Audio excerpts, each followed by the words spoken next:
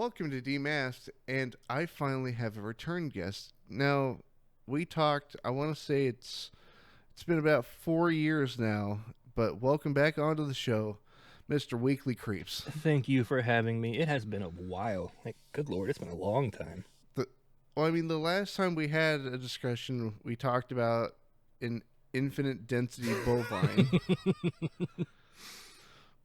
I have yet to find one in the wild, but it doesn't mean I've stopped looking. It's like tachyons, they're imperceptible.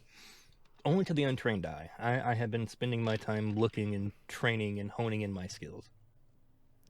I've broken out the protective layer of film on my microwave, and I stare directly into the light as it spins my food. Don't talk about my lead suit like that. They don't need to know. All right, Mr. Science Man, why does my SpaghettiOs keep making lightning?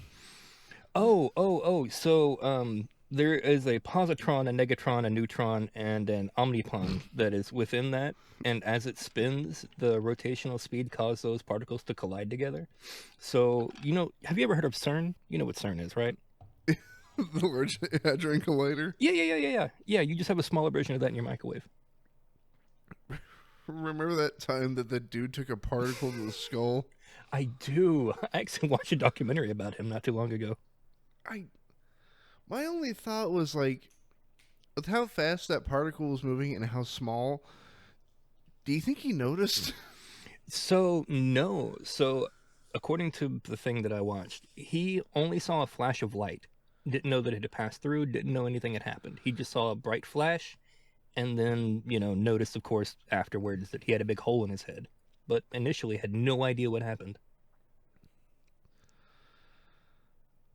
You know how crazy that would be? To just be, like, stuck inside of a chamber, looking at a direction, trying to fix whatever the issue is, see a bright flash of light, and then, 3 or 4 minutes later, have somebody come out and go, hey, I could see the wall behind you through your head, right? The back of your skull's bleeding. No, I don't think he bled. I think it was just like a straight through shot and just cauterized everything. That reminds me of a similar. It's a strange anecdote, but you ever watch the channel Funhouse when it was around? Maybe. Like off the top of my head, I'm not 100% sure, but possible. So recently they actually closed down just due to So they were a partner company with Rooster Teeth, and Time Warner bought Rooster Teeth and shut it all down. Why? I guess they weren't profitable enough, I guess. Yeah, I guess that's the thing I hate about when big corporations get involved with passion projects. It'd be like, oh, it's not making money? Okay, bye. We love making the things we love. That's great. How much money are you making out of the thing you love? Well, not much. Cool. Here's this pink slip. Yeah, treat him like what is it, Lenny from of Mice and Men, not 2.5 Men. That's a TV show. Just look at the bunnies, or look at the lake. Tell me about the rabbits. Oh, I don't want to reread that book. That's one that I'm not going to read again. Dude, well, okay, wait. Side note, and I'd like to wrap around back to Mice and Men. So the reason I brought up Funhouse is there's a compilation of videos that I watch once in a while to like put me to sleep. It's also just a fun watch, and it's them. They used to be another company that was with Machinima before that went to hell. Ooh, I haven't heard that name in a long time. Right. It's like hearing about a relative that you haven't seen in like 15 years. Uncle John's third cousin, twice removed sister. I know your Uncle Derek stopped by and you're like, he's still alive? I have an Uncle Derek? What? Who? How old is he? But they did a compilation of those Sniper Elite games. Oh, I think I know which one those are. The ones that show like the full X-ray when you get shot? Yeah. There's a whole compilation I watched one time of the don't know how you want me to word it on here, but it was a very sensitive shot. Oh, you mean the nut shots? Yeah, those. So that's why I brought it up. is because they tried to play the game with nothing but nut shots and did like a ball counter. I wonder if anybody got a pass through and hit double, like a what do they call that? Collateral, like an extra collateral shot. It is possible, but I've only ever done it with like headshots. Mm-hmm. But there's a moment that it's one of the hosts. His name is James, but he presented this horrifying hypothetical. He's like, imagine you're a soldier on guard, and you hear a shot, you feel a pinch, and you look down, and it's just red. That would be my worst nightmare. And it's just like, there's no like, oh no, maybe I can bandage it. It's just gone. Ugh. I don't. Ugh. It's like walking outside, taking a good stretch after a good night's sleep, hear a pop, look down, and realize there's going to be a big problem. Testicular torsion. There's a whole... So you know the phrase, son of a gun? Yeah. So you know where that comes from? Isn't it somebody who shot somebody's dad? No, it was a Civil War myth, I guess, where a soldier had gotten shot in the testicles, and there was a lady like somewhere behind him, and hit her in the stomach, causing her to get pregnant. Uh-huh. Yeah. But Is apparently that's where it comes from. Congratulations, Mary. Is it a boy or a girl? Well, it looks like it's a 50 caliber smoothbore. No, it's not a boy or a girl, silly. It's buckshot. It's got its daddy's eyes. Because, like, could you imagine, like, getting caught cheating, right? And, like, let's say your wife comes home or whatever, and she's like, yeah, I'm having a child and it's not yours. Like, what? How? Who? I don't know. It was a guy on the battlefield. He got shot, and I got hit in the stomach, and now I have a kid. Surprise! You slept with a guy at the Battle of the Bulge? Well, not per se. That's not how it happened, I promise. Shared a medical tent for sure. Well, we were bed buddies, but nowhere near. He couldn't if you wanted to.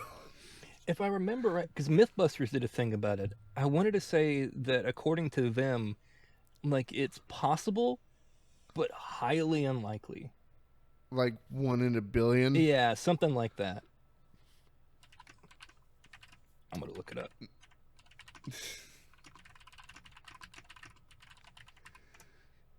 Let me see here. Oh, do they not have it anymore? I know they did a thing about it. Yeah, it's called Son of a Gun. It was on in 2005.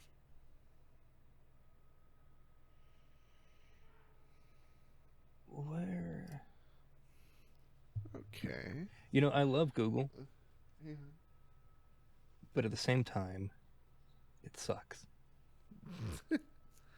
Well, that new implementation of the AI, did you see the early stages of it? Yeah. I got to play around with it for a while. It was terrible. Somebody said, what's the word on paint chips? And it's like, it's totally fine to eat paint chips. No, it was like recommending people to eat like stupid shit or poison or anything that was around. Be like, so how do I get this car tire off? Oh, so you lick the rubber, you spit on it, you stick your finger behind there and pull. I learned that from Napa Know-How. Yeah. It was part of my training when I went to go work for, what's the name of the place up there? Oh, GMC? Yeah, you know them. I'm at Tesla. Well, I mean, I could believe a Tesla engineer would try that. Yeah. Oh, did you see their whole robot thing? I saw the robot, but I've been hearing differing outputs from it. I don't know how I feel about it. Well, it's more so that it's being controlled by an operator. Just some guy in a tent with a really big controller. Yeah. A VR controller, ostensibly. Have you ever seen BattleBots? Yes. That's what comes to mind. It's like those kind of controllers. Just some dude sitting in a tent with like a VR headset on with one of those big controllers. Uh, all right, sir. It says you're wanting to work here at Tesla.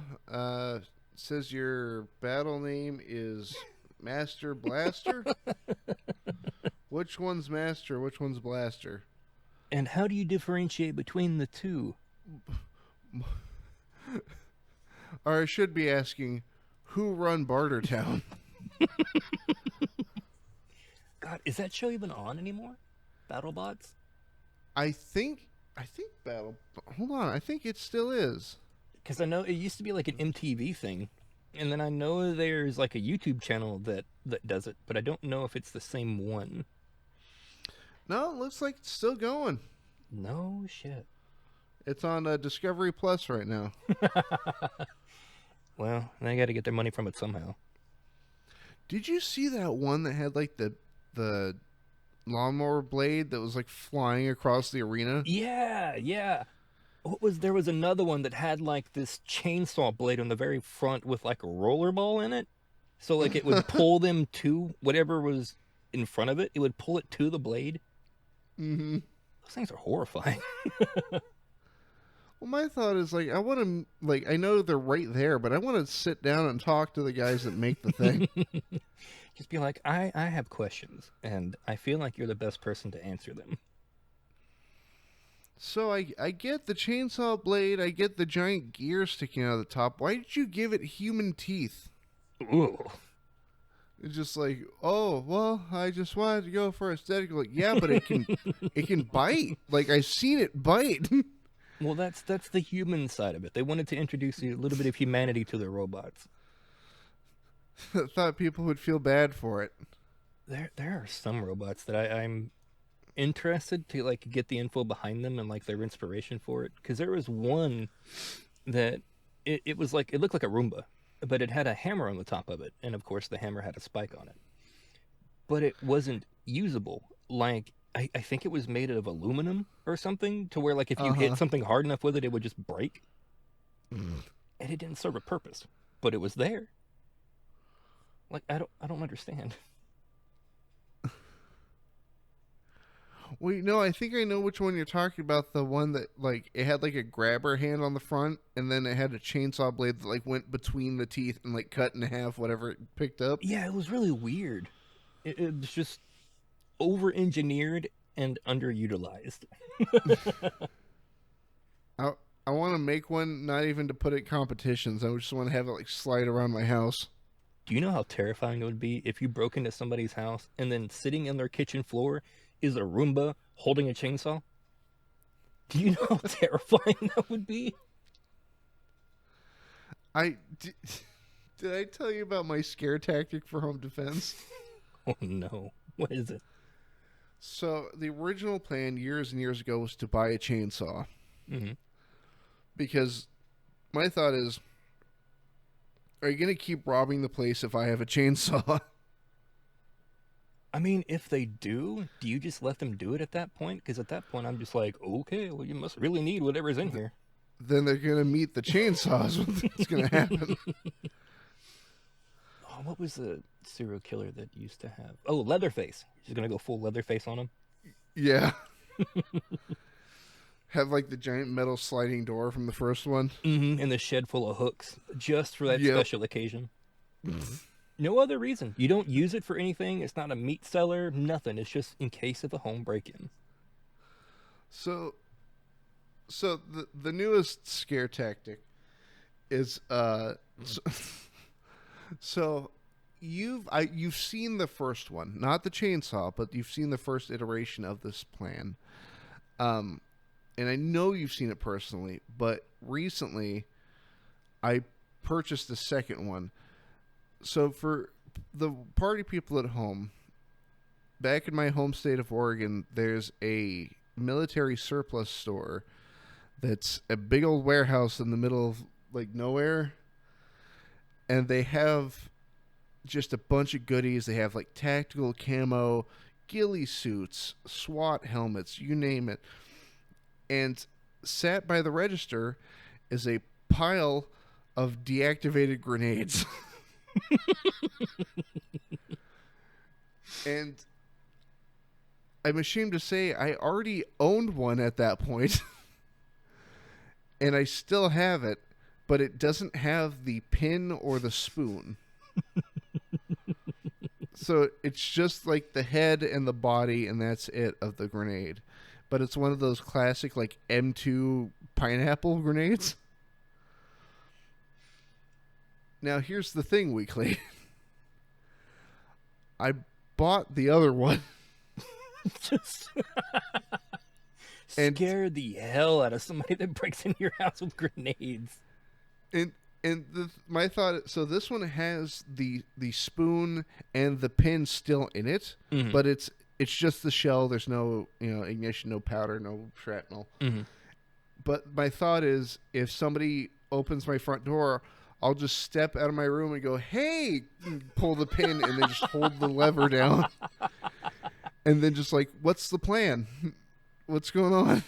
No, you gotta do one better. You gotta have it set to like a hair trigger, to like a strip line. As soon as they open the door, they hear the click, and like they see the spool and everything fall to the floor before them, and then the grenade just rolls out. It just tumbles like down a slide at them. Like just, oh my god! You gotta make a Home Alone kind of trap. But what they're not seeing is the paint bucket swinging down behind them. Or the red hot door handle that they're gonna have to grab to open the door again. Mm-hmm. Or the 12 gauge I've got pointed at the door. That's, just like Kevin McAllister. No, man, you gotta go authentic. You gotta get a blunderbuss. That way you can make sure that whatever's on the other side of that door is taken care of, as well as the car in your driveway and maybe your neighbor's front door. Say, don't worry, we solved the neighbor's problem too. Side note, we have to get all the windows replaced. Well, it's like there's a guy, I don't remember where he's at, but he owns like a house full of cannons. And one of the guys that was interviewing him asked him, "Is like, what is your plan if somebody breaks in to tries to steal one?" She goes, "Well, I keep one loaded all the time near my bedroom door. I ain't got to worry about it." Tally ho, lads. Just as the founding fathers intended. Like, imagine like breaking into somebody's house and then you get met with a full bore cannon and a guy with a lighter aiming it at you. I have this image in my head of like, it's like you and a group of buddies trying to rob a house, and like you see a flashlight and suddenly your ears are ringing and you look back and one of your buddies is missing, but he's been replaced by a fine red mist. Just a hole. You can see the guy smiling through the hole in his door. God, you know how terrifying that would be? At that point, I would rather meet somebody with a gun than somebody with a cannon.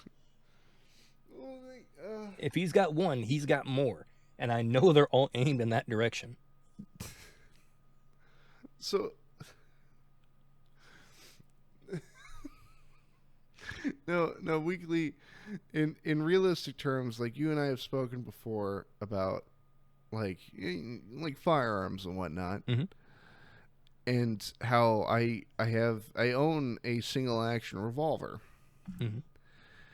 and the line that I've come up with after my soon-to-be brother-in-law has asked, why don't I get like a SIG or like a Glock, like some other semi-automatic pistol. Yeah, something a bit more updated and modern. Yeah, but I told him, like, look, I'm in a one-bedroom apartment. If somebody kicks on my door and I can't fix it in 6 shots or less, you can have my TV. You've earned it.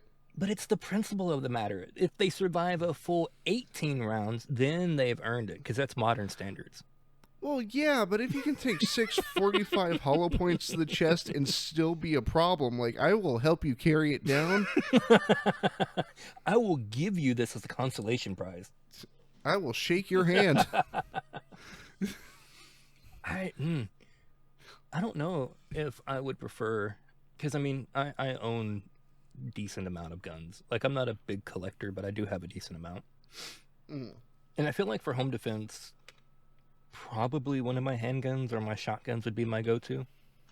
All right. Because I feel like a hunting rifle would be rather impractical.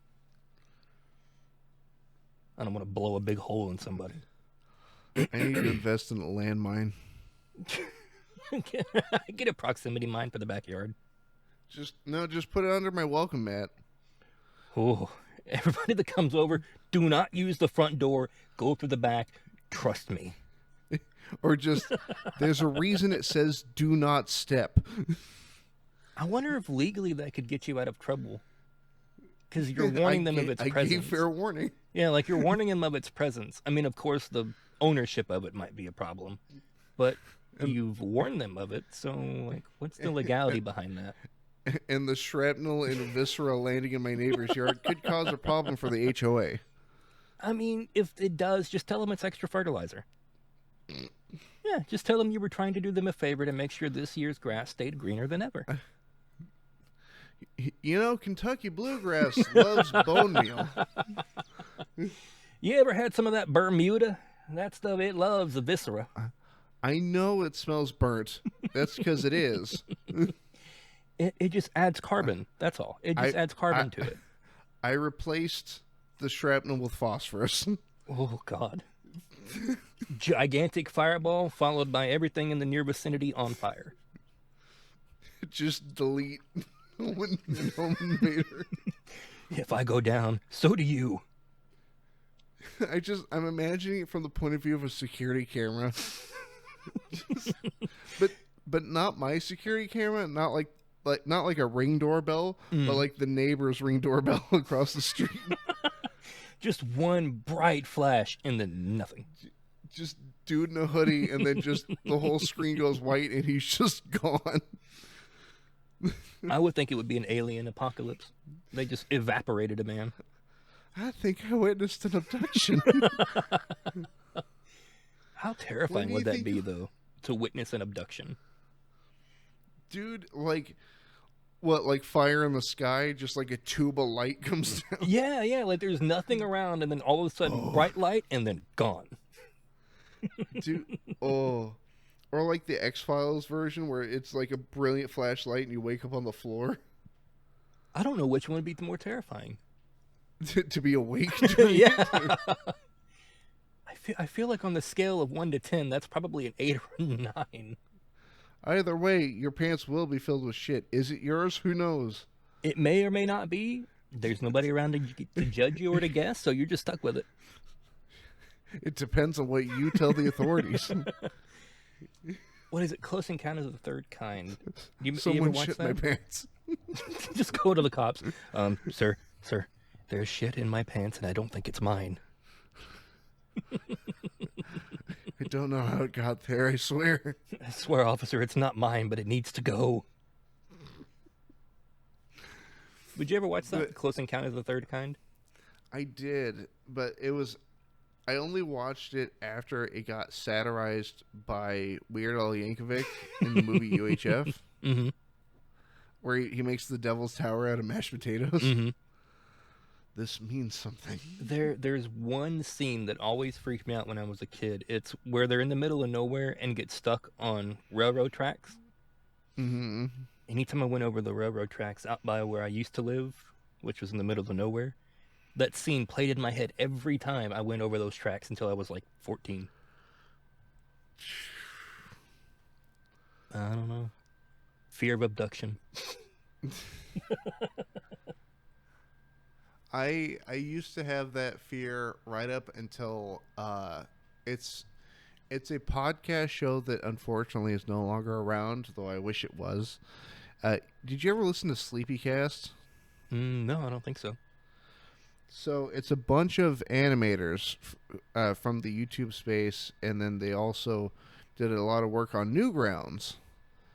But it was like Oni NG and Spaz Kid and Psychic Pebbles and all these that very prominent figures of edgy humor. As actually currently Michael Cusack and what's his name? And Zach Hadel or Psychic Pebbles are the guys running Smiling Friends right now. Oh, okay. So that's where they're from. Yeah. Okay. Yeah, I but didn't know they did did anything like before that. Yeah, they did like a weekly podcast, and this was after they'd already done animation for like 10 plus years. Mm-hmm. Um, but they have this habit of introducing hypotheticals that are like no-win scenarios. It's like, what if you met a man that had a gun pointed at you? It's like, well, I try to take the gun from him. It's like, what if he pulls a second gun? Or what if he shoots you beforehand? So it's a no-win, no loss. Yeah, just bullshit your way down a rabbit hole. I wonder how far something like that could actually go, like a conversation like that. But one of them pulled up this hypothetical of like, what if you woke up in the middle of the night and there's just like this gray alien standing there, but instead of doing anything like threatening or trying to abduct you, he's just rifling through your shit. He's just robbing you. Yeah, like you look over and you're like, oh god, what is that? And he's like in your underwear drawer, just like kind of pushing shit around. Wake up from one of the aliens from the movie Alien, just kind of wandering around, looking through your stuff. Ooh, that's kind of cute, and then just pockets it. Have you ever played the game Area 51? No, I have not. So not the like for the party people at home too. Not the arcade one, not the raw thrills like light gun shooter. Mm. But there's one that came out. Excuse me, get hiccups. Came out on PS2, and it's such a weird microcosm of the early 2000s, but it also has some really good character design. Like it has gray aliens in it that they struck that perfect balance of like they're kind of cute with like the big giant heads, So kind of like an in-between of uncanny and creepy. Yeah, but they're cute, but then you like look at them for like a second too long, and you're like, oh, that's why are they just staring? Okay, I know we're going on a lot of side tangents here, but I don't think we've stuck to one topic for longer than 5 minutes. Fine, it's fine. That's the nature of the show. But so the main character is voiced by David Duchovny, who plays Mulder on X-Files. Mm-hmm. And they got so there's a character named Edgar who is like this weird human alien hybrid. He's like a giant worm, but he's voiced by Marilyn Manson. Well, that's an interesting choice. Right? Like I said, a microcosm of the early 2000s. Yeah, that's didn't even know he did voice work. Well, the thing that kills me is he does a terrible job. I would expect nothing less. But there's a reason for it. The thing is, if he were talking normally, could have been great. No, he decided to use like his stage voice. Why? Like that gravelly monotone that he puts on. Yeah. And it just... Though every time he talks, it feels like I'm being threatened by a middle schooler. Give me your lunch money, kid. And they're just like, oh, look at you go. I don't even know if, like I said, I didn't know he did any voice work. I went to look up the the recordings of it. What a strange... And also, this was during the Bush era. Oh, no. Well, so... it's right. So it came out in 2004, so it's when Bush got reelected. Mm-hmm. Yeah, like the very end of his last or first term into his second. Uh-huh. Mm-hmm. And I have a screen cap of it, and I put it on Twitter with the caption "True Horror," and it's a fake newspaper called the Daily Standard, and the headline just says "Bush reelected." God, can you imagine? Man, that'd be awful if that ever happened. Oh, no. It'd be great. Oh, yeah. Mission accomplished. Thumbs up. Just the Fallout Boy. That's it. Just a little thumbs up guy. Nothing else. Just him. Nothing's wrong. Oh. No, I'm okay.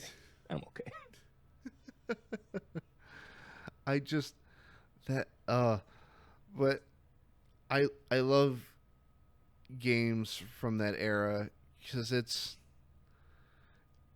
was just a fun time, man. Oh yeah. I think some of the games that I remember playing the most around that era was like stuff like Splinter Cell or like the first Matrix game. Oh, I loved that game. Oh yeah. That game was amazing. Was it And Enter the Matrix? yeah, yeah. I think that Dude, was one of the first games I ever played that like made me sit and think about how to solve a puzzle. Because they had a lot of them in it for that, for like that era when it was just kind of like crazy loot, shoot, and play around with funny characters. Like they had decent level design and some actually decent puzzles that you had to figure out. And that was well, before like YouTube, so there was no walkthrough. yeah. Or if you did find some like 240p video with Mm-hmm. the song, was it Android porn? You Mm-hmm. remember that? Mm-hmm. Somebody filming on an old camcorder that they just recorded it and burned to a disc and then uploaded it online. A non-licensed version of Fraps. Oh god, I still have so many of those old school like little bitty camcorder tapes that I need to get converted over to like modern media. But I kind of like having those things around. I don't want to get rid of them. I still technically have both of my first computers. Oh, nice. What were they?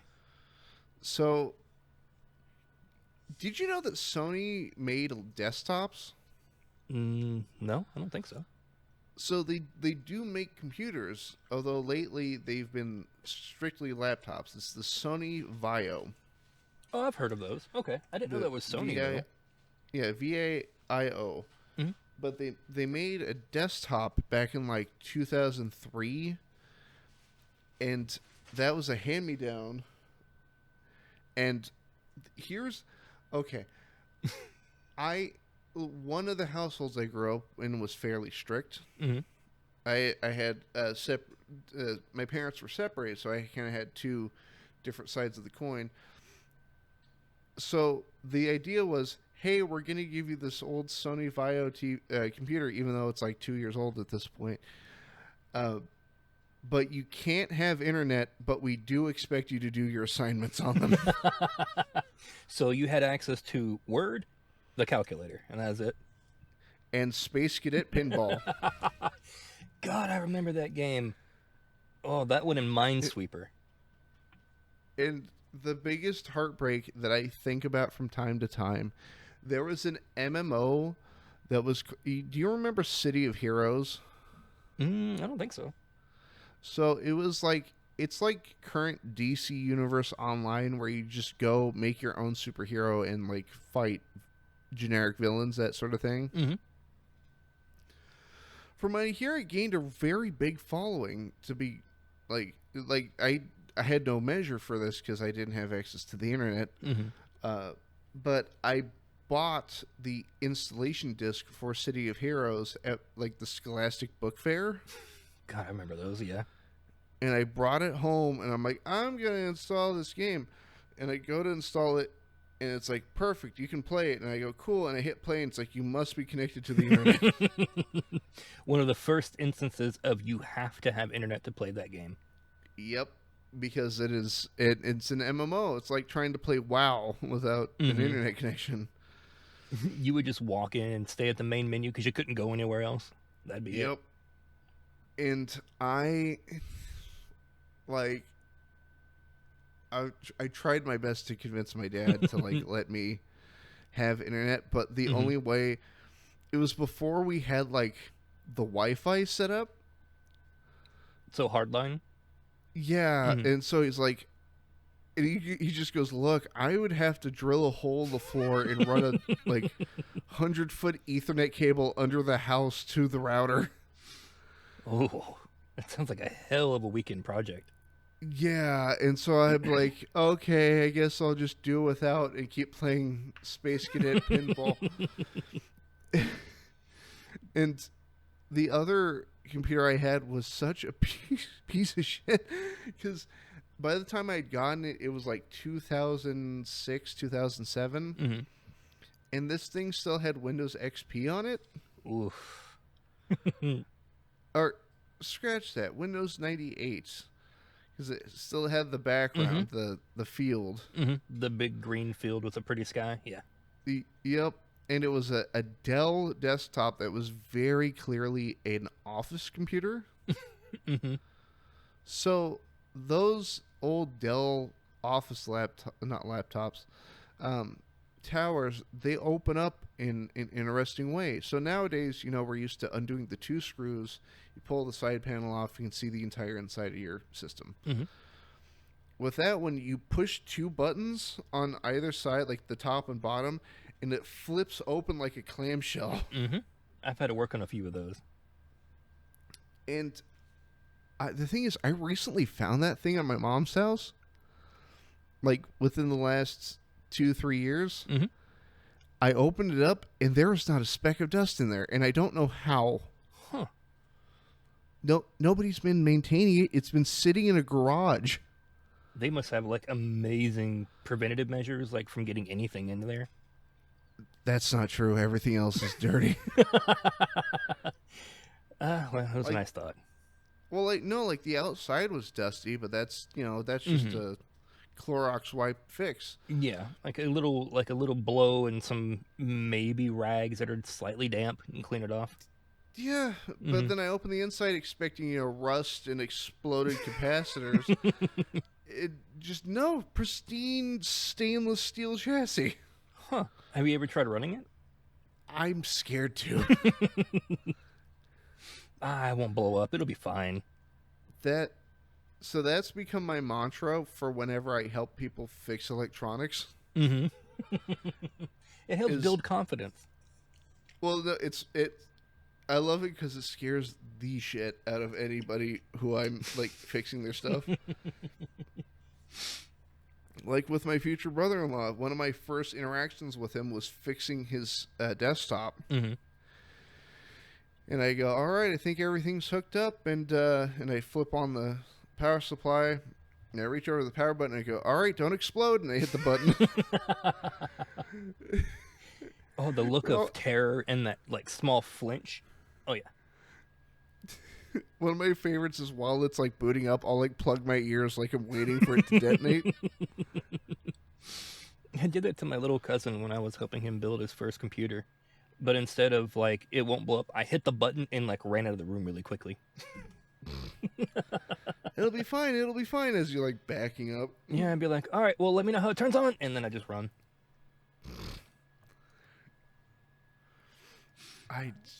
I wish that, like, I wish a lot of the older computers still worked with modern internet, but they can't. It's not compatible. But you know how cool it would be to play like the original Oregon Trail on like an original 98, but on modern internet? You don't need internet to run it. No. You don't need internet to run it, but I'm talking about like having access to like the old internet browser and like old websites and back when they were written in HTML script. The photos loading one row at a time. Uh-huh.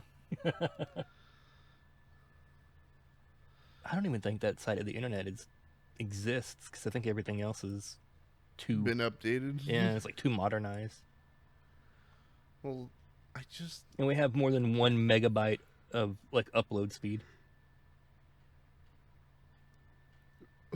what was the calculation somebody did that the phones we're currently holding could have ran the Apollo 13 mission to the moon about 15 times? Yeah, have you seen the old pictures of those computers they had to use? The fucking punch card tape deck things? Yeah. Those are amazing, and I wish they'd come back. I don't know how they would work anymore because it was a very different system because they had to read it as binary. I don't know. I can't. Well, and I can't imagine how long it took to compile data from input to conversion to binary to punches on a punch card, then giving the punch card to somebody who needs it, and then recompiling it back into binary. So I used to work at a place where they would restore and repair computers. And I had an older gentleman that came in one time who had this really old, like, Apple iMac, like the original Macintosh computer. And me and him were talking about it, and he told me that he used to work for an old data company. like in the 80s, back when IBM was basically the gold standard for any and every computer. Mm. And he was telling me how that, like, throughout his day, he would be typing on the computer from day in to day out all of the codes and transcripts and everything he needed, and he would only complete like a task a month. But he would have to work on it every day, all day, just to input small amounts of data at a time, have that small amounts of data compiled by another team, and then once it's compiled by that team, they would have somebody re-enter it in another system that could be used to send to somebody else or to convert it to something that they needed to have done there.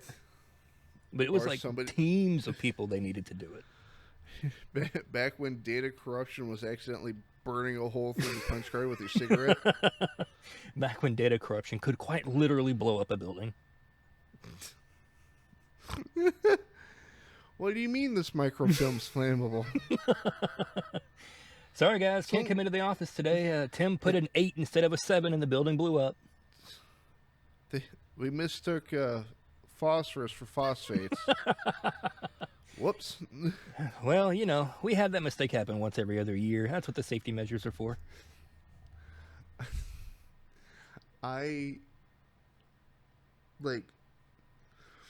So right before I made the move to Texas, I was speaking of old technology. I got to work with the Darigold company, which is like a milk company. Mm-hmm. I still see some of their products here in Texas, but it's very few and far between. It's mainly like chocolate milk. Mm-hmm. But they're based in Oregon, and that building, it's like the 50s stood still. Well, that's kind of cool. No. What I'm saying is a lot of the stuff is from the 50s. Oh, you mean like technology-wise and machinery-wise? Yes. Oh, hell no. I thought it was just like aesthetic-wise. I was like, okay, that's kind of cool as long as everything's modern and updated on the inside. No. So I got to work in an area that... So, in a descriptor for the party people at home, you know those milk cartons, the tall ones with like the not the ones you get at lunch, but like the half-gallon ones? Mm-hmm. The paper ones, not plastic. Mm-hmm. I got to work like at the machine that makes those. I mean, that's kind of cool. Like I had to put the unfolded cartons into the machine. The machine then folds them and carries them in, fills them, and sends them out. Here's the thing. I wish I had more time to look at that machine because every time... So it's one of those processes in that factory that if one area goes down, the rest gets shut down. Mm-hmm. Because it's like a sort of like chain link, like a handshake process. Mm-hmm. And they're like, oh yeah, we're going to clean the inside of the machine. And I go, great. And they throw open these like 2 huge glass doors. And the inside of the machine looks like 3 V8 engines put together. Mm-hmm. And I couldn't hold it in because the lady's like, hey, can you hose this down? And I just went, what the fuck is that? Like, oh, well, you see, the machine goes in there and then it superheats the plastic so it seals the bottom and then it fills it with milk here, so we got to spray that part out. Mm-hmm. And then it goes out the back and then we got to test if there's any leaks. I love old technology like that because it's all machine based. It's all about timing and gears and gear ratios and all that versus now where it's all about electrical inputs, electrical outputs and stuff like that. It's not so much mechanically based. Well, like that's why I find like, and I should mention my fascination with these machines only goes as far as fascination. I would never want to work on these things. Like, oh, that's kind of cool. Don't want to touch it, but that's kind of cool. Yeah, I know it's going to take a finger because one of the engineers is missing a finger. Mm-hmm. Mm-hmm. How's it going, Frank? Pretty good. Throws up what should have been a thumb. So one of my first jobs actually was working at a bowling alley. And in that bowling alley, they had machines from the 1950s all the way to the 1960s. And there were three types: Japanese, German, and American. And I got to learn how to work on all of those really, really, really old school machines. Mm-hmm. But I remember hearing a lot of stories about places and people that were around me working on the same machines losing fingers, losing arms. I think a guy lost a toe. And the entire time I was just thinking, I'm working near a machine that is basically a big pair of scissors with a motor. I don't want to touch it.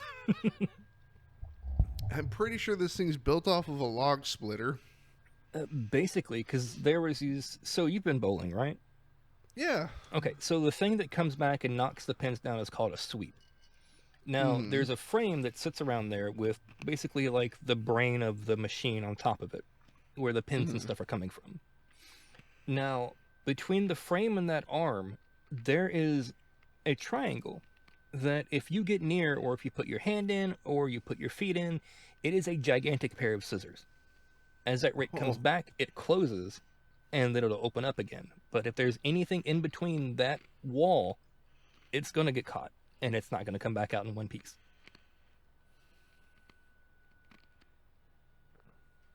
Yeah, and So then on the back, there's a motor, but the belt isn't covered. It's a free spinning belt that if you get close to it with like a sheet or like a piece of paper or like your or shirt, or this belt I'm holding. yeah, or like a belt or something, it would be gone. There would be no way to get it back. I so I worked for like I want to say less than 2 weeks at FedEx Ground. Hmm. That place is miserable, That bad, huh? but oh yeah. Well, the thing is, Amazon is a soulless warehouse job in which you are passing time until they tell you can leave. Mm. At FedEx, you get the sinking suspicion that if you wanted to, you cannot leave That'd be horrifying. because you have to be checked in by security on the way in and the way out. I guess they'd probably have to do that to make sure you're not stealing packages or bringing Oh, something in that's illegal to have shipped. oh, sure. Like I get that. Like I get going through like a metal detector because I had to do that when I worked at Amazon. Mm. I totally understand that, but it's when I have to walk through a separate security checkpoint that is outside the building. You get checked once before you get in and then afterwards. And if you'd messed up in between, you got to stay. They must buy their gloves in bulk. I don't know how they do it. Oh, probably. I wouldn't doubt it. There's a whole system of chains and commands that they probably order 50 billion of them. Uh-huh. And the thing is like you get pretty ready access to water at Amazon. That is not the case at FedEx. So they're trying to And kill you. it's more bizarre than that. They're like, "Well, we care about the employee and we don't want you getting dehydrated or, overheated. So we have these igloo like cooler jugs full of water mixed with Gatorade." That sounds horrible. Which it doesn't sound bad like on paper, but you don't have enough time to go get any of it. So it's just there to tempt you, but they're like, no, no, no, don't touch it. You don't have time. Yeah, it's just far enough of a walk that you can't get to it. And then every time I was in a truck stacking boxes, I could look over and there's two managers drinking out of it like they just ran a marathon. That was their one drink for the day. Yeah, even though the managers, their job was just like, "Come on, hurry it up," and then they just walk away. Mm-hmm. I've And worked at a warehouse like that. there was a guy that I think I might have talked him out of his own job How? What did you do? because I'm like, "So what?" I just went like, "Hey, what's the sick policy?" Like what happens if I get sick and I can't like be here? Like, well, we still need you to come in. Mm-hmm. What like let's say hypothetically, I come in and I've got the flu, and I just straight up vomit on myself. What's the plan? And they're like, well, we might send you home, but we could also give you like a replacement shirt. What? No. And, No. and then the guy who's training me goes, yeah, I've worked here, when I had like 100-degree fever and I still got it done. And at this time, I was like right out of high school. I like still no world experience. And I just like, that sounds awful, dude. Yeah, I've never understood that pride, people being like, yeah, well, I came to work when I broke my leg, broke my back, lost an eye, but I still made my 8 to 5 shift. Like, that's not something to brag about. You're letting your job dictate your own health, safety, and comfort. Why are you bragging about it? Like, my follow-up question to that kind of behavior is like, what's your at-home life look like? Yeah, like what do you have going on at home that you are so desperately running from that you're willing to put yourself in that uncomfortable, compromising position just to go to work? I work 84 hours, and then I come home, I crack open one beer, I don't drink it, then I stare at the wall until I fall asleep with my eyes open. Okay, look, I need you to stop telling people my daily work routine, okay? It's violating my privacy. One of those TikToks that get ready with me. Just sheer panic, running around trying to grab everything, and all right, come enjoy your evening with me, and it's just pure silence. No TV, no nothing, just staring at a wall, sitting in a chair. You're like, you have a beer open, you don't drink it, but you occasionally like look down into the can and then back up at the wall. Just look at it like, man, I really could use that. No, this wall's interesting. I don't want to move my arm though. I don't know if I've ever been that tired. I have. Like, I've been tired, but I don't know if I've ever been like, I can't move my arms or legs kind of tired. I once did. This was during the holiday season. Mm-hmm. I once did 6 days in a row of 12-hour shifts. Oof. And I got home on like the final day and was immediately asked what I wanted for dinner. And I missed the entire conversation. What do you want for dinner? Sleep. Well, no, I was just like staring at the floor, and all I could hear was just kind of like the grown-ups from Peanut and Gang.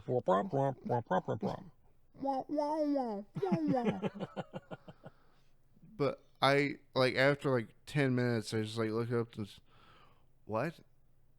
What's up? Yeah. Huh? Huh? See, I think the longest I have ever worked was 38 and a half hours straight. Oh my God. And I was a very dumb kid that thought that I was trying to help. Mm-hmm. So this is when I worked at the bowling alley. I had the morning shift at the bowling alley. Well, the guy for the evening didn't come in, so I stayed for his shift. Well, then I had a overnight thing that I was going to go do at the other bowling alley in town to help them with like a fundraiser. Mm-hmm. So I went over there directly afterwards, worked overnight there, had to come back again at that other bowling alley because I had the morning shift. So it was just from one place to the other, and then of course the guy didn't show back up again, so I had to stay for that shift. And it was just fueled by nothing but Red Bull and nicotine. But I would never suggest anybody ever do that. That is highly unhealthy. I when I was at Amazon, which is where that 6 12-hour shifts came from, Mm-hmm. something I can't stand is somebody being hyperactively happy when everybody else is absolutely miserable. Mm-hmm. And I accidentally yelled at this person. Why? Just for being that overactively happy? But it was a reflex. It kind of just fell out. So Amazon counts your minutes when you're on break. That's shitty. So, to the point where they're like, okay, so just to clarify, you have a 15-minute break, but your break starts from the minute you leave your station. So the minute you your hands are off your desk, that's when your break starts, and it takes 2.5 minutes to walk to the break room. So you technically only have 10 minutes to sit down. No, I'd be bringing my food with me. Yeah. It's like, okay, if you're clocking me from the time that I'm going to be walking away from my station, then as soon as I walk away from my station is when I'm going to start eating. Or when And I'm going to start relaxing or whatever I was going to do for that break, but that's when I'm starting it. absolutely. And this was like during the holidays, and I was still pretty amicable, a person, agreeable. Mm-hmm. And so yeah, I'll take the shit hours and deal with it. And but it was during the 12 hour thing, and it's like, okay, instead of an hour you get half an hour lunch, and I go, great, that's fine. And I clock back in, and we're walking back, and everybody's tired and sore, but then there's just this one lady just, okay, gang, we're gonna get back to work. And it slipped out. I just looked over and went, fuck you. And I just and somehow didn't get in trouble. Because everybody understood and more than likely felt the same way. Everybody got it. Yeah, that's one of those universal of, well, I was thinking it, but he said it kind of thing. Dude, I had...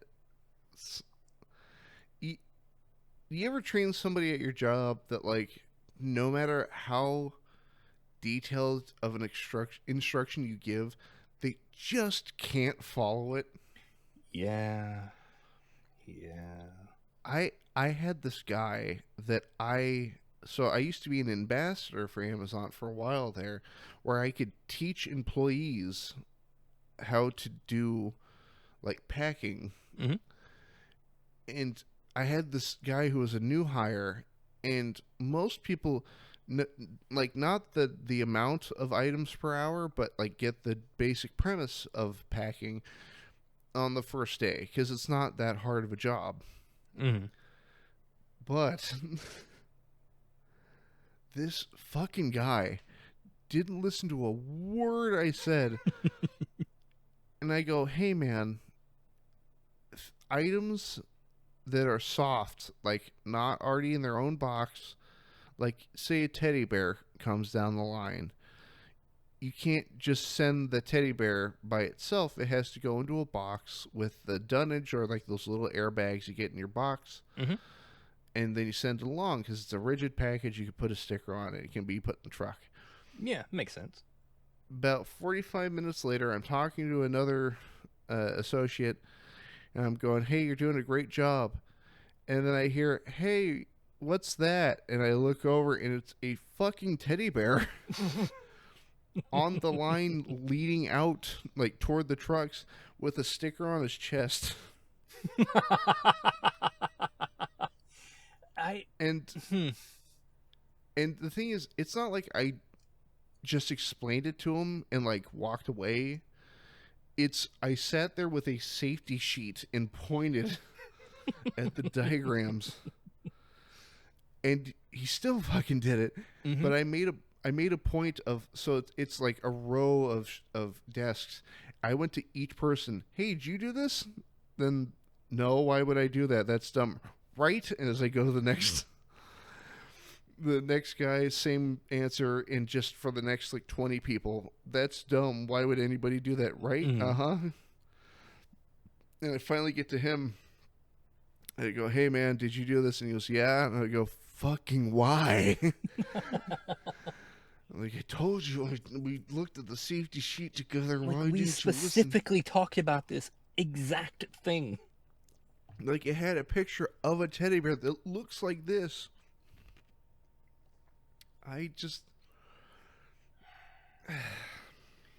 See, people like that, I think almost sometimes they do it intentionally, or there's just something that doesn't click.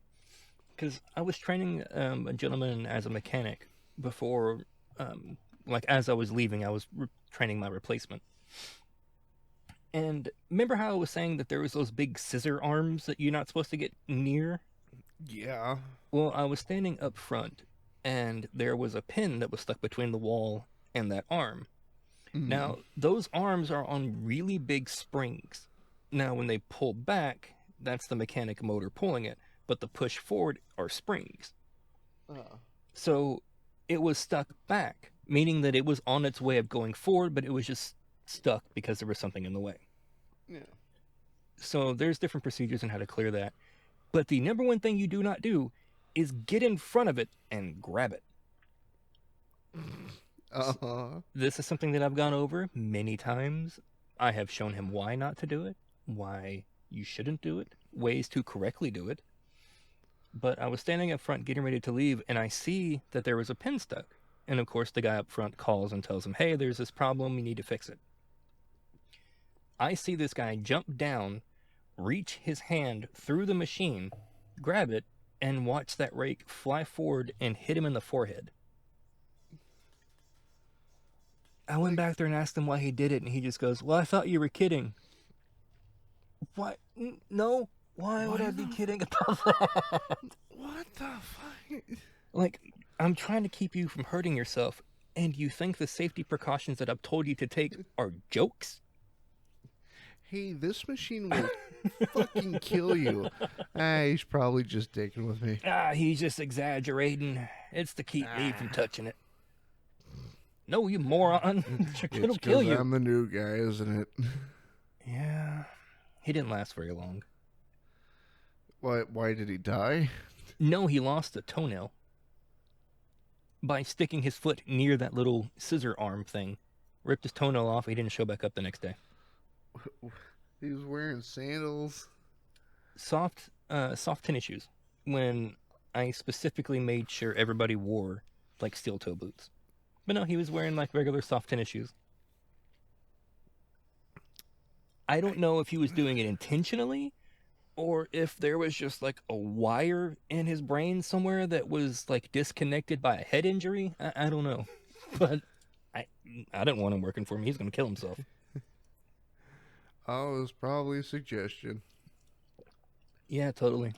I always suggest, safety measures that you should follow, but I intentionally suggest them so you would disregard them, you know? Just a funny prank. Yeah, ha ha ha ha ha, losing finger, ha ha ha ha. I don't understand some people. And like I always wanted to like follow up to see what he's doing now. Just What do you mean he's a brain surgeon? what do you mean he's a Nobel laureate? I worked with him. Dude, one of the guys that I worked with at Amazon is an EMT. And he was the dumbest manager I've ever had the displeasure of working under. You know how terrifying that is? Well, here's the thing. It wasn't malicious stupidity. It was good old-fashioned stupidity. I don't know if I'd want to call 911 knowing there was somebody like that. So, one of the people I worked with was this very sweet old lady. Let's call her Peggy. Mm-hmm. And she's like the grandma stereotype. Just small, hunched, like white hair, thick rimmed glasses. Because Amazon will quite literally hire anybody.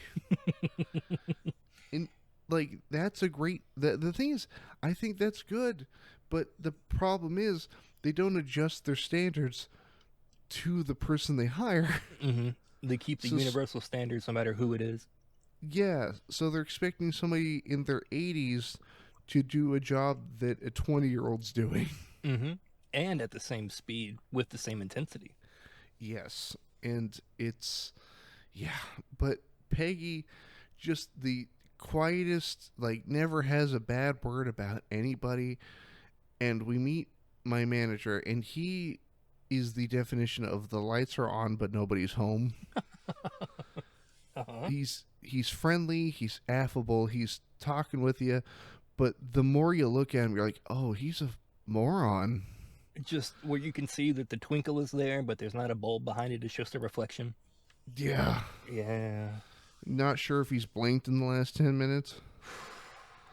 Those kind of people are terrifying, especially when they're put in a position of power. Yep. And so he told us he was like an EMT driver before this. And we're like, Jesus Christ, can you imagine him behind the wheel of an ambulance? Like, what do you think what? Well, maybe that's why he was no longer an EMT. Maybe he did something fucking stupid. That feels like a job you can fuck up once.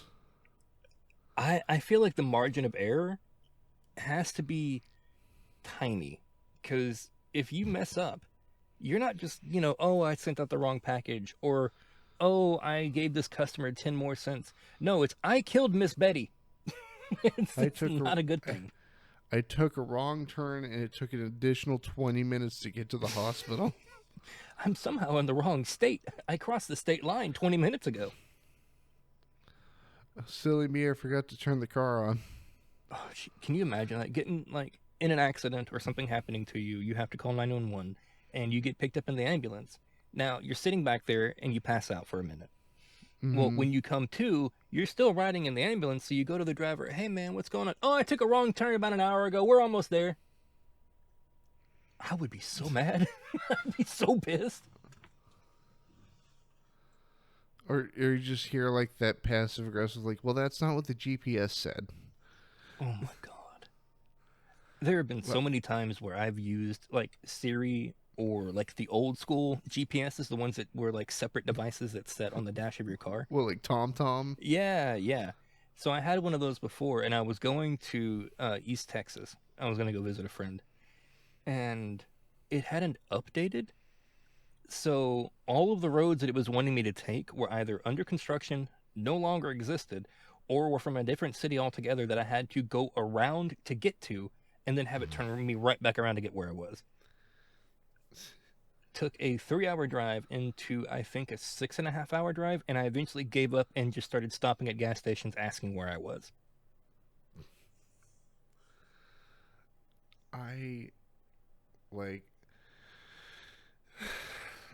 I'm not one to refuse to ask for directions. Mm-hmm.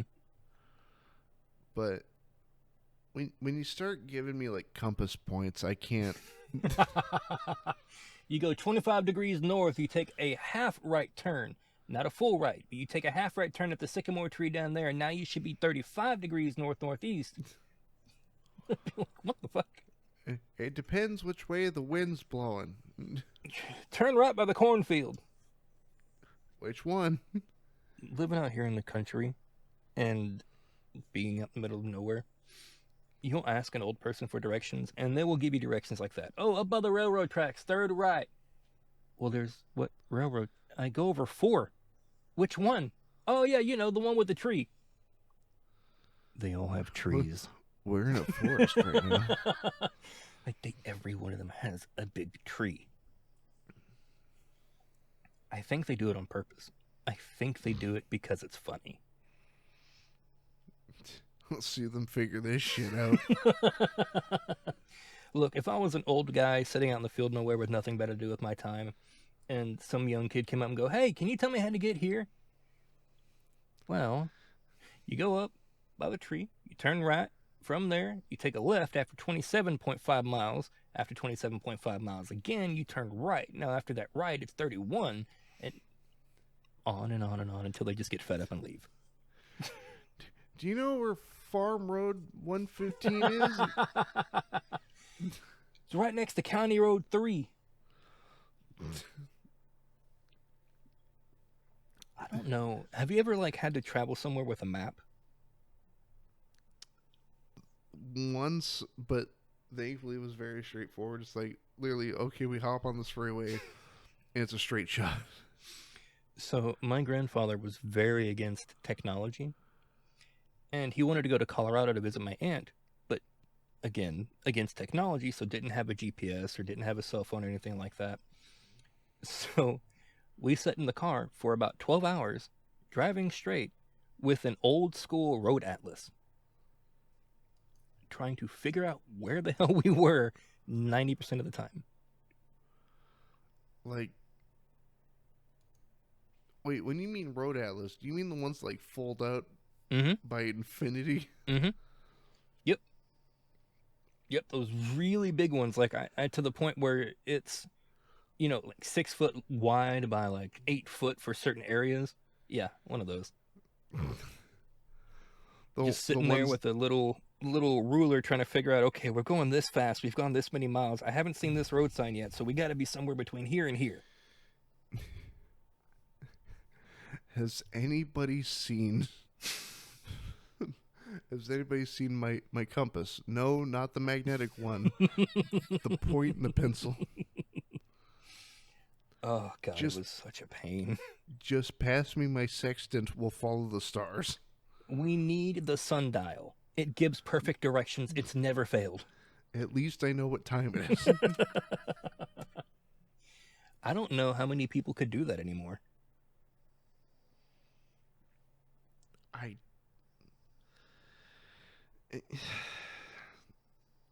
God, can you imagine having to go back to do that? I genuinely have the thought of, like, how would I build a sundial? You just put a stick in the ground in an area where there's sunlight in all directions and you'll be fine. The main thing I know how to fabricate is, like, napalm.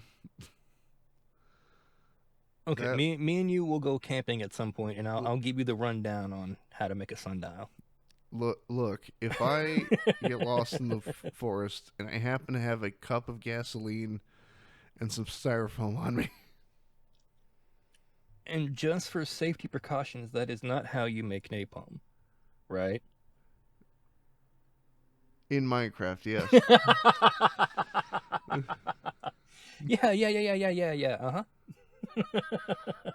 I mean, I didn't say what to do with these two items. You fill up your car with the gasoline, and then you pack your lunch into the styrofoam, and you got a nice treat for later. Exactly. A non-flammable, biodegradable to a certain extent treat. Yeah, Your Honor. I accidentally stumbled across how to make that one time, trying to carry gas to my car. I was very young and stupid.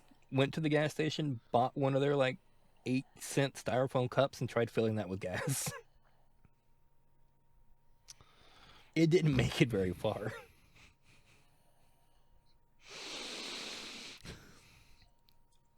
And the worst part about it was there were people watching me do it. Nobody said anything. They just watched. Assholes. Hey, Jim, you want to watch this kid become a fire hazard? Check this shit out. Taking bets on how many times I would try to redo it to make sure I wasn't messing it up. Or if I catch fire. Getting more and more styrofoam cups. End up with this gigantic glob on the middle of the road. Oh, it's just styrofoam. I'll just burn it to get rid of it. Oh, don't do that. Don't do that. How else do I get rid of this, the remainder of this, this gunpowder on my desk? Well, if you have gunpowder on your desk, I feel like there's many, many more questions I need to ask before I get an answer for that one. Like, what were you doing here? Nothing. It's for educational purposes, Your Honor. I was demonstrating for my friends. I was making a YouTube video. That's such a weird thing to say, but I feel like now you could get away with doing that. Because there's people that'll buy like 50 or 60 pounds of tannerite, which is like an impact explosive. I mean, like, why are you buying it? Oh, I wanted to shoot a YouTube video. Just camera, you know? We're going to put it in a washer. Oh, did you ever see the video of that guy doing that? Yes. Or And then, FPS Russia almost taking himself out with a truck door. yeah, there was another guy, I think it was actually here in Texas, where he had put tannerite on an old lawnmower that he was wanting to get rid of. Jeez. And like an idiot, he didn't take any of the blades off. He didn't take any of the like motor pieces out. He didn't take anything off of it. But he put like a decent amount, almost like 20 or so pounds of tannerite on it, and was shooting it from a good distance. He started out at a good distance, but he kept missing, so he kept walking closer to it. And eventually he was able to hit it, but when he hit it, he was within like 20 or 30 feet of that. And I think he lost an arm and a leg. All because he wanted to shoot a cool YouTube video. So, I had not too long ago. I've got this buddy at my work that I realize it's a pattern. I do it with everybody I talk to, including you, Weekly, where I will come up with the dumbest question I can possibly think of and then present it. I think I've ran into that a few times. And I think one of them that I've presented you with is you mentioned you and I going hunting. Mm. And I asked if I could bring my single action revolver. I mean, you could. Depends on what we're hunting. And well, then you're like, well, if we're going to be hunting deer, you're going to have to use one of my rifles. And I followed up with, no, I'll just sneak up on them. Go full Rambo. Yeah. I mean, you could try it. If you're able to do it, I'm going to be that much more impressed. If my prowess in playing the hunter is any...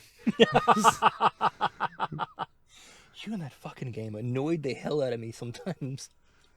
Well, the thing is, like for the party people at home, there was a time where me and Weekly here and our mutual friend Lady Spookaria would play the hunter, and I would go out of my way to use the wrong items. Like, Lady and Weekly are sitting there like, okay, we're going to bring the 7.62 rifle and that 308, which is perfect for deer hunting, but we're going to use it for this African Gemsbok. What about you, Fresman? And I'm like, I have a shotgun and a revolver. And you weren't even using, like, the right ammo for it. You'd be like, I'm using a 12-gauge birdshot. Be like, Fresman, you can't get within 10 feet. Nah, it's fine. I'll hit him across the field. And you fucking did, and I don't understand how. Or the time I got in a fight with a moose with a 22. Hey, look, 500 rounds later, you still won.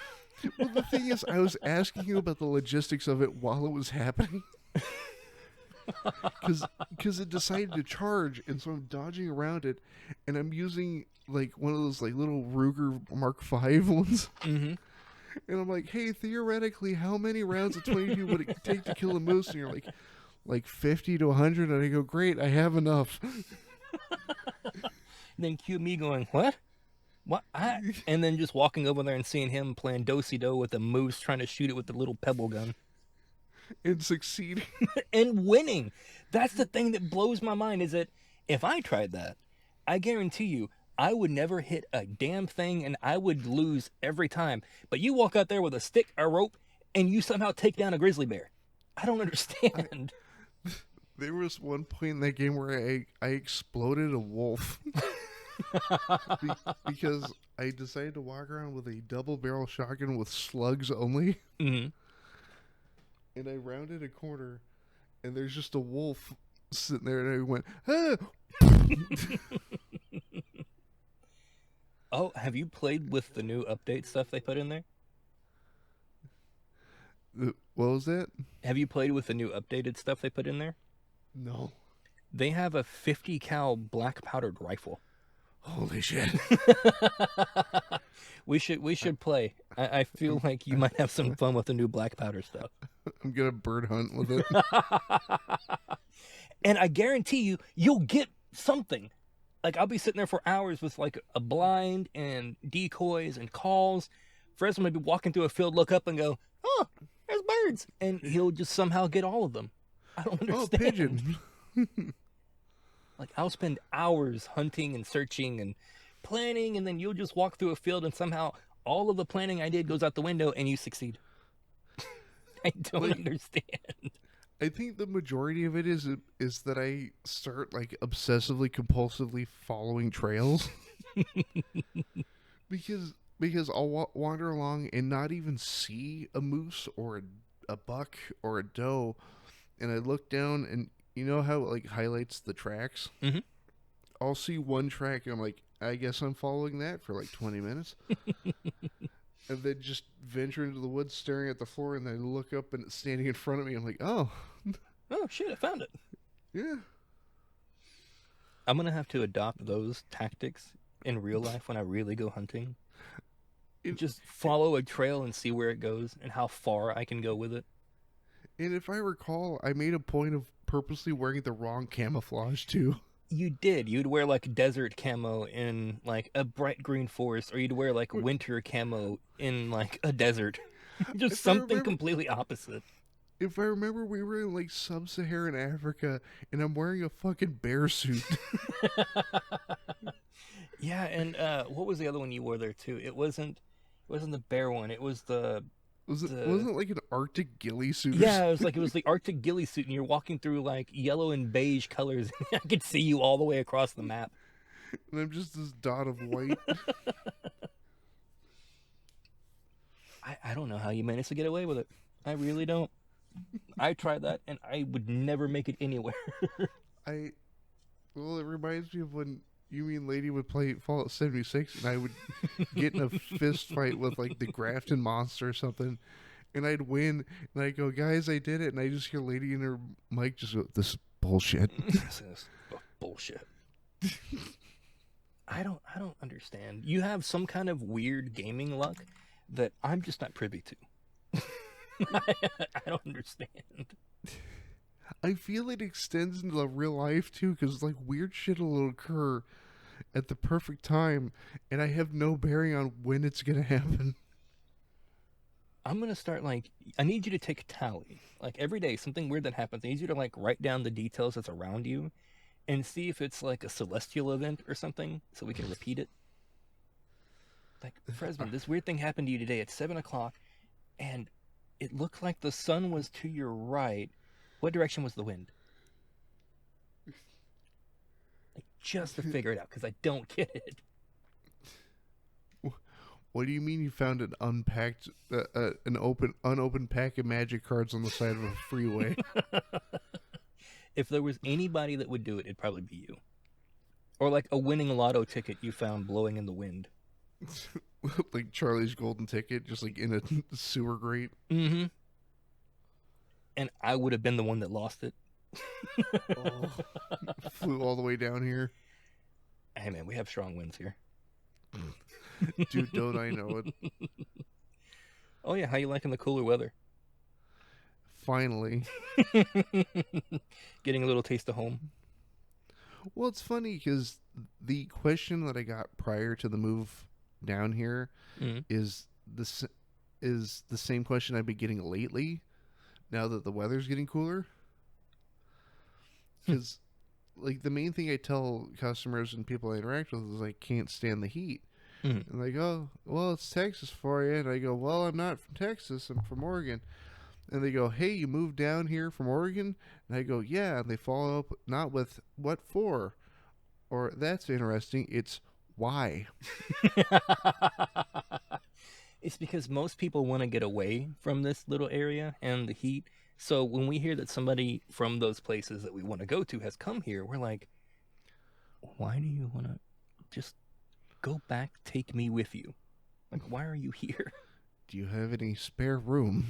Yeah, I feel like, I know how to work on a car and I know how to fix things around the house. Do you have like a spare bedroom that I can like rent? I could fit it in Oregon. I like the occasional weed and also the coffee.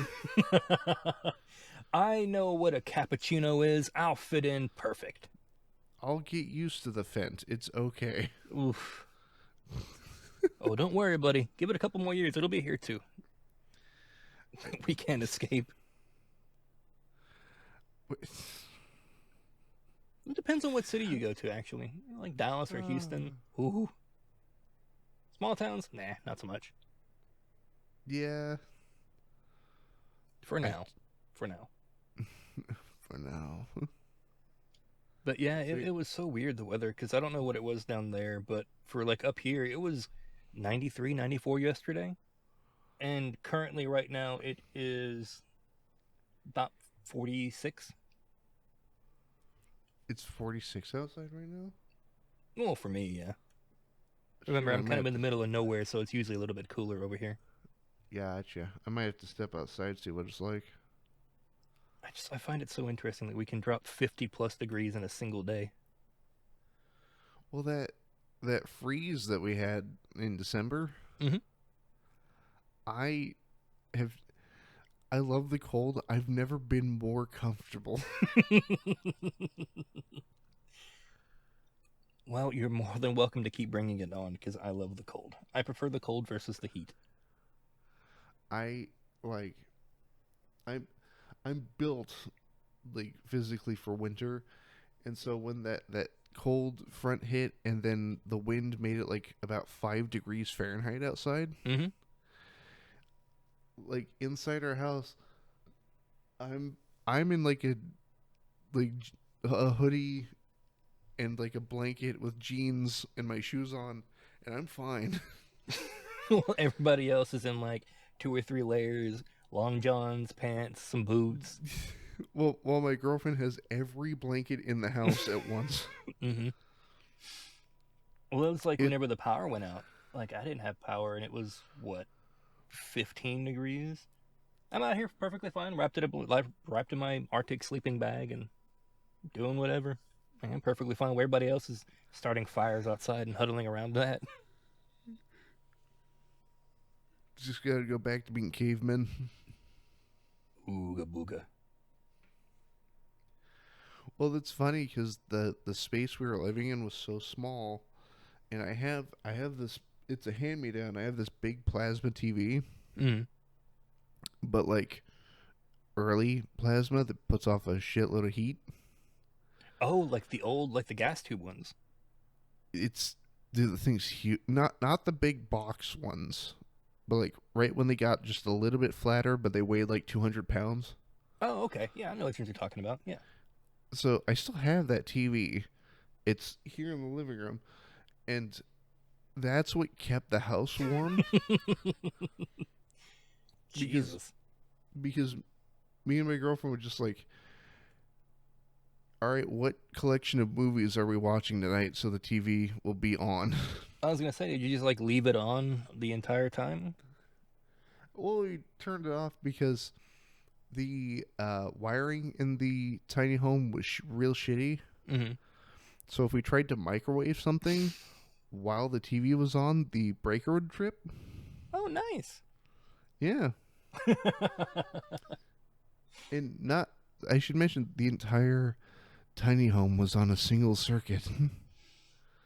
Oh, that's fine. You could just like make some branches off of that with some other wires. It'll be fine.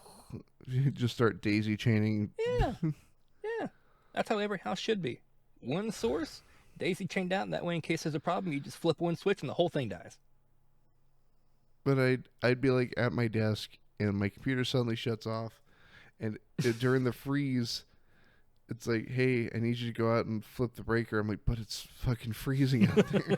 But it's like -2. I don't wanna. Dude, the worst was going outside to pee. Yeah. Yeah, that sucks. Plus, having to pee, being cold, and then the wind hitting you and everything, it's so much worse. Direct contact with the wind. Ugh. Hmm. I made the mistake one time of going camping in January, Yeah. and don't no, I like going camping in the winter. Like I prefer going when it's cold because I can warm up when it's cold. When it's hot, I just have to live in the lake for, 12 hours out of the day until it cools down later. But this one time I didn't check the weather before I had gone. And I go and I walk miles out in the middle of nowhere and put a camp down that way. Well, there was sleet coming that night with a cold front. So when I went to bed, it was probably, I don't know, 51, 52. Cold, but not like unbearably so. Well, when I woke up, there was ice everywhere and it was like 20, 19, 20 outside. That Oh, was the coldest and longest walk back I think I've ever had. Because I was not prepared for that cold weather. I was like, Oh, bring a light jacket, maybe a pullover hoodie, some pants, no extra socks, just shoes. I made a big mistake. Did did I ever tell you about how at summer camp we had like a sleep under the stars thing and it got completely ruined? No, what happened? So Oregon stays relatively cool most times of the year. Hmm. Summer you can really pick up. Like we had a hell of a heat wave a couple years ago. They hit like 117. I thought you were gonna be like, we had a hell of a heat wave. It hit 85. No, like it hit 117. Okay. And I but when I was a kid, I went to this summer camp and they had like the cabins and everything everybody sleeps in. Hmm. But they also had like, well, we're gonna go sleep down by the Sandy River, and we were like, absolutely, that'll be fun. And everybody gets there, and it's getting late at night, and we're like, oh, this will be fun. For those of you at home that don't live near like bodies of water, there is a great deal of moisture that comes up off of the water and permeates the area around it in the early mornings. Hmm. So we're sleeping in sleeping bags, not in tents, just on the ground. And the morning dew then comes, and everybody wakes up just drenched. And it's cold. Like it's one of those brisk, like 50-degree mornings. Hmm. And so everybody's like waking up, and people are like crying and freezing. And I still have nightmares about it from time to I was time. gonna say that would be hell. Like going to bed and going, oh, okay, this is gonna be really fun and pretty. And we're gonna wake up and we're gonna go do this and that, and then you wake up to frostbite. Yep. Like that does not sound like a very fun time to me. For me, it was just waking up with like, because I only had my head poking out, Hmm. but the water had seeped through my sleeping bag. Oh, oh, And so that I'm sucks. like my head's freezing, and I'm like unzip myself, and my sleeping bag's like 10 pounds heavier. Ugh. And you still have to carry it back, I'm sure. Uh huh. Oh, that sucks. Because then you can't use it that night either. You have to wait for it to dry out. No. Well, the whole time everyone's like, "What the hell happened?" It's just nature, man. That's what happened. Nature. Stay indoors. Yeah. Well, they tried doing stuff like that when I was in Boy Scouts as a kid, Hmm. where they would do like outdoor camping trips, and it would be during the middle of the summer. But during the summer in Texas, we get like thunderstorms. Decent, sometimes pretty bad thunderstorms. And I swear the Boy Scouts have a vendetta against checking the weather. Like, I think they intentionally avoid it because there'd be some times where we would go out and it would like start raining at midnight. But we all had like the open sky tents where, there wasn't a rain tarp over it, so we'd all just get wet. Uh huh. And that would happen more frequently than I would like. Like, I swear they picked the weekends that we would have the most rain to go, but never check it. I don't understand. I just Were you ever in Boy Scouts or did you ever do anything like that? I was in Cub Scouts, Oh, nice. How'd you but like it? it sucked. Why?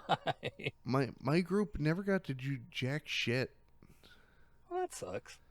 Well, it's weird because we would hear all these stories like, well, you know, Scout crew, the Group Seven's going on a camping trip this weekend. And I go, great. What are we doing? It's like, well, we're gonna hang out at Ted's house, and we're gonna watch videos warning on the dangers of stranger danger. Oh, that sucks. To which it dawned on me as we were watching the video in like a guy I went to school with who was in the same group. Mm. Like his dad ran the group, So and so literally stranger danger while being instructed on how to avoid stranger danger. yeah, and I'm like, and like my dad was there with us. I'm like, Hey, do we know the guy who owns this house? Just Why are invited we to some his, random house. yeah, why are we in his basement? And the thing is, he had it's hard to describe. He had these very prominent like canine teeth. Oh, so almost like vampire fangs, kind of. Yeah, and so I was like dead fucking certain he was a fucking vampire. I have this image in my head of you, like, if you end up going back, taking like a clove of garlic and putting it in your like jacket pocket, and just walking near him every now and again to see if he notices. Well, no, like I don't know. So I was reading a lot of like R.L. Stein, like Goosebumps, Mm-hmm. and so I was just like waiting for like a kid to go missing. Waiting for little Timmy to vanish. Like it's like, all right, kids, we're all gonna sit in the circle and we're gonna share about our day. And I go, okay, and I sit down. I'm like counting everybody. I'm like, all right, there's Thomas, and Alex. Okay, yep, everybody's here. Cool. Oh, Jesus. I can't. What would you have done if one of them had gone missing? I think I would have just because it would probably lead down the similar route that I took to get out of being in Cub Scouts, which was just like, Dad, I don't want to fucking go. It's boring. I don't like it. Can we do literally anything else? Yeah, and I mean that really sucks that was kind of your experience with it, because it can be a lot of fun. It just I think it depends on the person that's instructing it, because it's usually all volunteer work. Hmm. I just don't understand why somebody who would volunteer to do that would also not want to do, things that are involved with like Cub Scouts and Boy Scouts and stuff like that. Unless you're a vampire and it's the perfect cover. Yeah, but you would think it's nighttime. Aren't vampires supposed to be more active at night? Wouldn't you want to get your victims to go out to the middle of the woods? We're gonna go on multiple camping trips. I mean, if I was a vampire and a Cub Scout leader, that's what I would do. Who here's ready to go to the blood drive?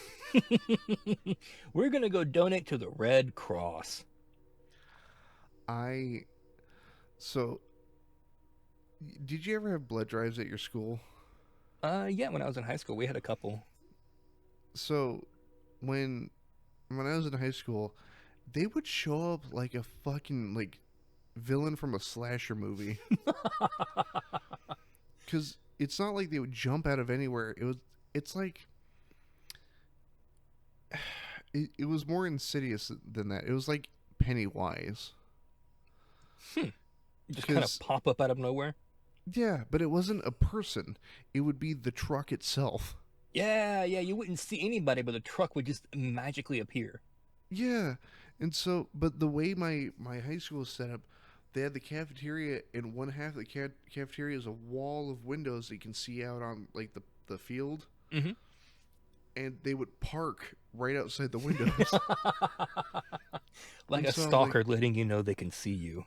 Yeah, and so it's like, all right, Fresman to the front office, please. And I'm walking down the stairs, and I look over, and there's a giant red, like, semi-truck. Like, what the fuck happened here? And I never, okay, this is going to sound horrible. I don't ever want to donate blood. Why is that? It's for a very simple but selfish reason. It's that it's my blood. I made it. It's mine. I mean, I could get that. I spent a lot of time getting this meat suit I'm wearing to work. Yeah, I mean, like I don't want to take anything away from it that might actually make it work. Yeah, that, and I'm not about to let some intern jab me with a fucking needle. My fear. Go ahead. Sorry. Sorry, dude. I missed. Let me try again. Oh. That's always the worst when they're like, oh, well, I thought I had it. Nope, guess I didn't. Gotta do it again. Let's try your other arm. No, that's a nerve ending. Yeah, I feel like, I think that's a bone. Why are you twitching? I think my fear of it was when I was younger. I don't have the same fear now. I have learned since then. But I think the first time I ever had a blood draw, I was very concerned that I was about to die because I thought they would take like all of my blood and then leave me just enough to survive long enough to get to like the classroom to sit down. because they freaked me out at the beginning. They're like, you're gonna feel really bad. You're gonna have you might have a headache. You're gonna feel really dizzy. You're gonna be pale. You need to get some sugar. And I'm just like, are you bleeding me like a cow? Like, what's happening? You're just gonna start deflating. I don't know what was going through my head, but I remember thinking that I needed to keep an eye on the amount they were taking out in case they took out too much, so I knew how much I needed to get back in or have them put back in. I like whenever I got my blood drawn for like medical reasons, Hmm. it was the precise opposite. It's I don't want to know how much you're taking. Don't don't show me. Yeah, don't tell me. And the thing is, I always got the nurse that was like way too open about it. The one that tried to make you look. Yeah. Yeah. Oh, go ahead and take a look. It's not that bad. Or the last one, and she like counted the vials too. That's one, and that's two. I'm just like, God damn it. Makes me think of the count as if he was like a blood drive donor. One, two. I, I wish I never got a cookie for donating blood. They would give us cookies and orange juice. This is bullshit. And the cookies would come in this little bag that would have like the cross seal emblem thing on the front of it, Mm-hmm. and like a little bitty juice box or like a little. You remember those old juice bottles that would look like barrels that had like the foil Yep. top on them?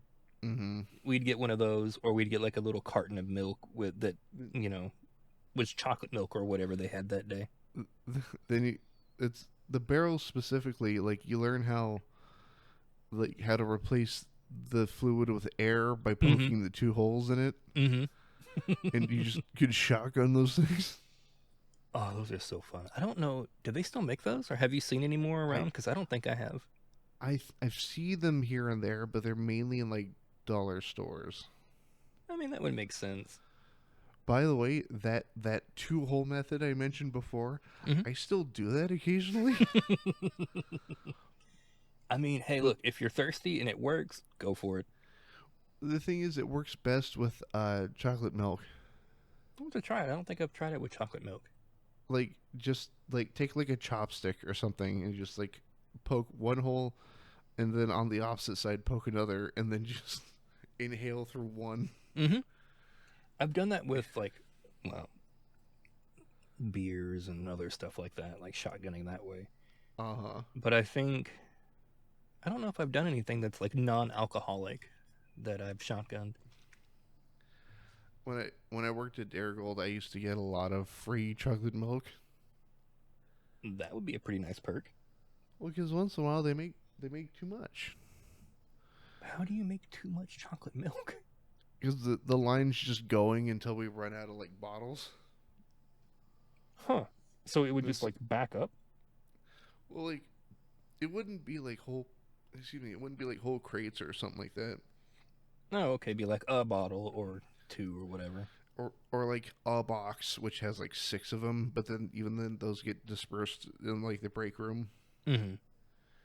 But I would like not only did I work there, but my girlfriend worked there at the same time, and so I'd like have the day off, and I hear, "Hey, I'm bringing you home a surprise," and it's a case chocolate milk. And So my brother would do that. He used to work at a chicken place here in town. And at the end of the night, they didn't keep any of their chicken because they always wanted it to be fresh. So he'd come home with like this big box of like 20 sort of different things of chicken and biscuits and gravy. And it was amazing. one of my old roommates did that with a growler of beer. Did they work Like at a those- brewery? So Oregon has Timberline Lodge up on Mount Hood, Mm-hmm. but it's also partially home or business associates with the Mount Hood Brewing Company, and they make their own like IPAs and beers and whatnot. Mm-hmm. And if I remember, he brought home, I think it was specifically a porter, but it's this huge like gallon and a half glass jug, Mm-hmm. and One of the big 64-ounce ones. Yeah, and he sits down in the kitchen and he gets all the roommates together and he goes, "Look, I can't do this myself. I need this gone by the end of the week." Whew, that's a lot to drink. And we all looked at each other and were just like, "Sounds good." Well, I feel like with like a group of guys, it'd probably be easy to go through that pretty quick. Yeah. Well, that and it was a house full of like 7 people. Oh, that probably lasts a day, maybe. I think it made it like 3 days because it's just like we would go at it like one at a time. So I'd like, I'll have a pint and a half. I'm like, it's really thick. I can't do it. Ugh, I don't like those really thick beers. I can't do this. It feels like I'm drinking molasses. I I don't drink that often altogether, except for lately I've been drinking more. Not like in a to solve my problems, I was but gonna just say, is like this a me and you need to have a conversation after this kind of problem, or? Demasked AA edition. Every Thursday at noon.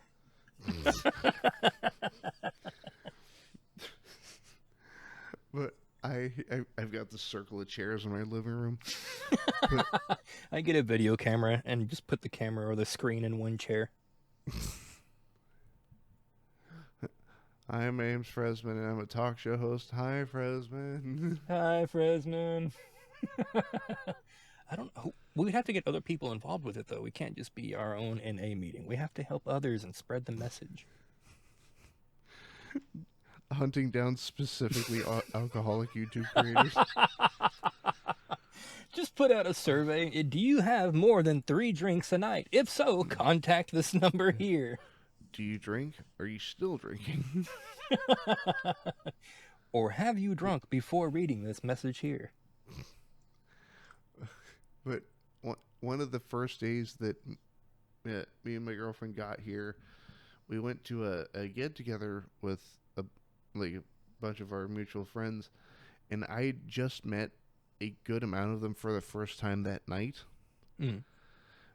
But I walk in, introduce myself, shake hands, and one friend is mixing drinks, but they don't know how to mix like actual drinks. It's just this looks good, send it. Yeah, it's like whatever makes it look like a pretty color. There you go. Yeah. Oh, look, a couple thousand liters of vodka and some pomegranate juice. Here you go. Makes me think of that meme of the lady where she's like, 1 shot of vodka, and then it's like pours in half the bottle. Yeah. well, the thing is, I'm standing in this kitchen, and I had the thought of like, I'm gonna have maybe 1 or 2 drinks, nothing too crazy, and I see my girlfriend's hand pointed at the side of my head, and all I hear is, "I want you to murder him with alcohol." And all I hear is, "Can do." And how did that go? So I have a very delayed reaction when it comes to alcohol. Mm-hmm. It's not a gradual process. It's I'll take multiple drinks, multiple shots, and then it all hits me at once. Mm-hmm. It's like, oh, my system finally caught up with it. Now we're gonna party. My liver got done going, "What is this?" It got done figuring out exactly what it is that you had just consumed. But the problem is, it hit me as I was standing in the bathroom. Oh, that's the worst. Well, the thing is, the timing couldn't have been more perfect. I had already gone, I had already flushed, and I was in the middle of about like getting soap on my hands to wash my hands. Mm-hmm. And then everything just and I grab onto the sink because my knees almost go out from under me because I've had like 3 or 4 tough drinks so far. Mm-hmm. Her quote unquote mixed drinks. Yeah, and the way the house is set up is it's a very, and I mean like a stupendously long hallway from the bathroom to the kitchen. Specifically made to test if you're drunk. Yeah, and it's also one of those really thin hallways. Oh, that sucks. Who designed that house? I don't know. All I know is I open the door, took a step, tripped over my own feet, and slammed into the wall. But it was just close enough that I didn't like lose my footing, so I just grabbed the wall and like pushed myself back up. Like spider crawled up the wall to stand up straight. Yeah. And I'm walking down the hallway, keeping one hand on either side of the hall, and I just hear like, "How's it going, Fresman?" echoing down the hall, and I'm like, "I'm good." Like a ghost of Christmas past. How's it going, Fresman? I hear chains clinking in the distance. Oh, that'd be terrifying. No, what was terrifying was the after. Ooh, the day after? No, the ride home. No. Oh, ooh. How long was the drive? So it was about, I want to say, 40 minutes back to the. So for frame of reference, party people, for the last year or so before I made the update video, I was living on a farm in the middle of nowhere. And I mean, fucking nowhere. I live in the middle of nowhere, but he was in the middle of nowhere. Like, for frame of reference, from the first gate on the road to the house is 2.5 miles. Oh, hold on.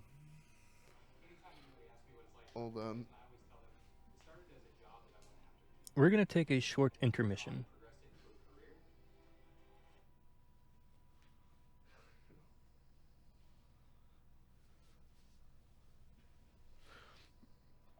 If you happen to hear a Verizon advertisement in the middle of this, it wasn't me.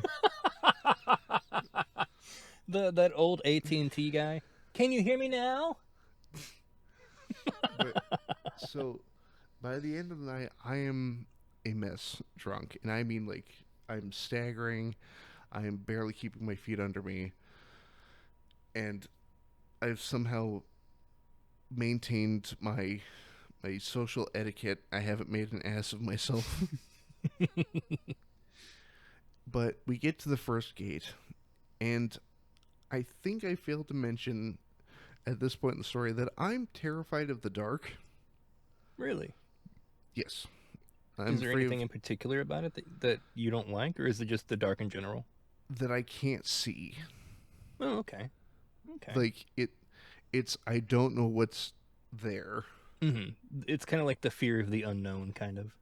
Yeah, but more directly applied to what is in the room with me right now. What is there that I cannot see? Yeah. If I put my fist out in front of me, am I going to bump into something? Am I going to knock somebody or something out, or is it going to hit somebody? Was that a chupacabra or my cat? Well, I mean, it is Texas. Both. It's possible. But we have to drive one of those off-roading kind of golf carts. They're called Kubotas. Mm-hmm. I have to drive one of those for 2.5 miles. Oh. Down a non-lit trail. Doing all of this while drunk. Sounds like a nightmare. I am plastered. I'm gone. So my wonderful girlfriend decides to strap me into the passenger seat because otherwise I would have fallen the fuck out. I have this image in my head of you like ratchet strapped into a seat. There were a couple moments there where I'm like trying to hold on to like the support handle and it's not working. Oof, that sucks. Because the trail isn't flat. It's bumps and like rocks kind of and stuff. Yeah, the kind of bumps that you can almost like flip the fucking thing. Oh. Those suck on a good day, let alone being drunk. And with that Kubota and that trail, it takes about 10 to 15 minutes. Mm-hmm. And so it's 10 to 15 minutes of sheer terror.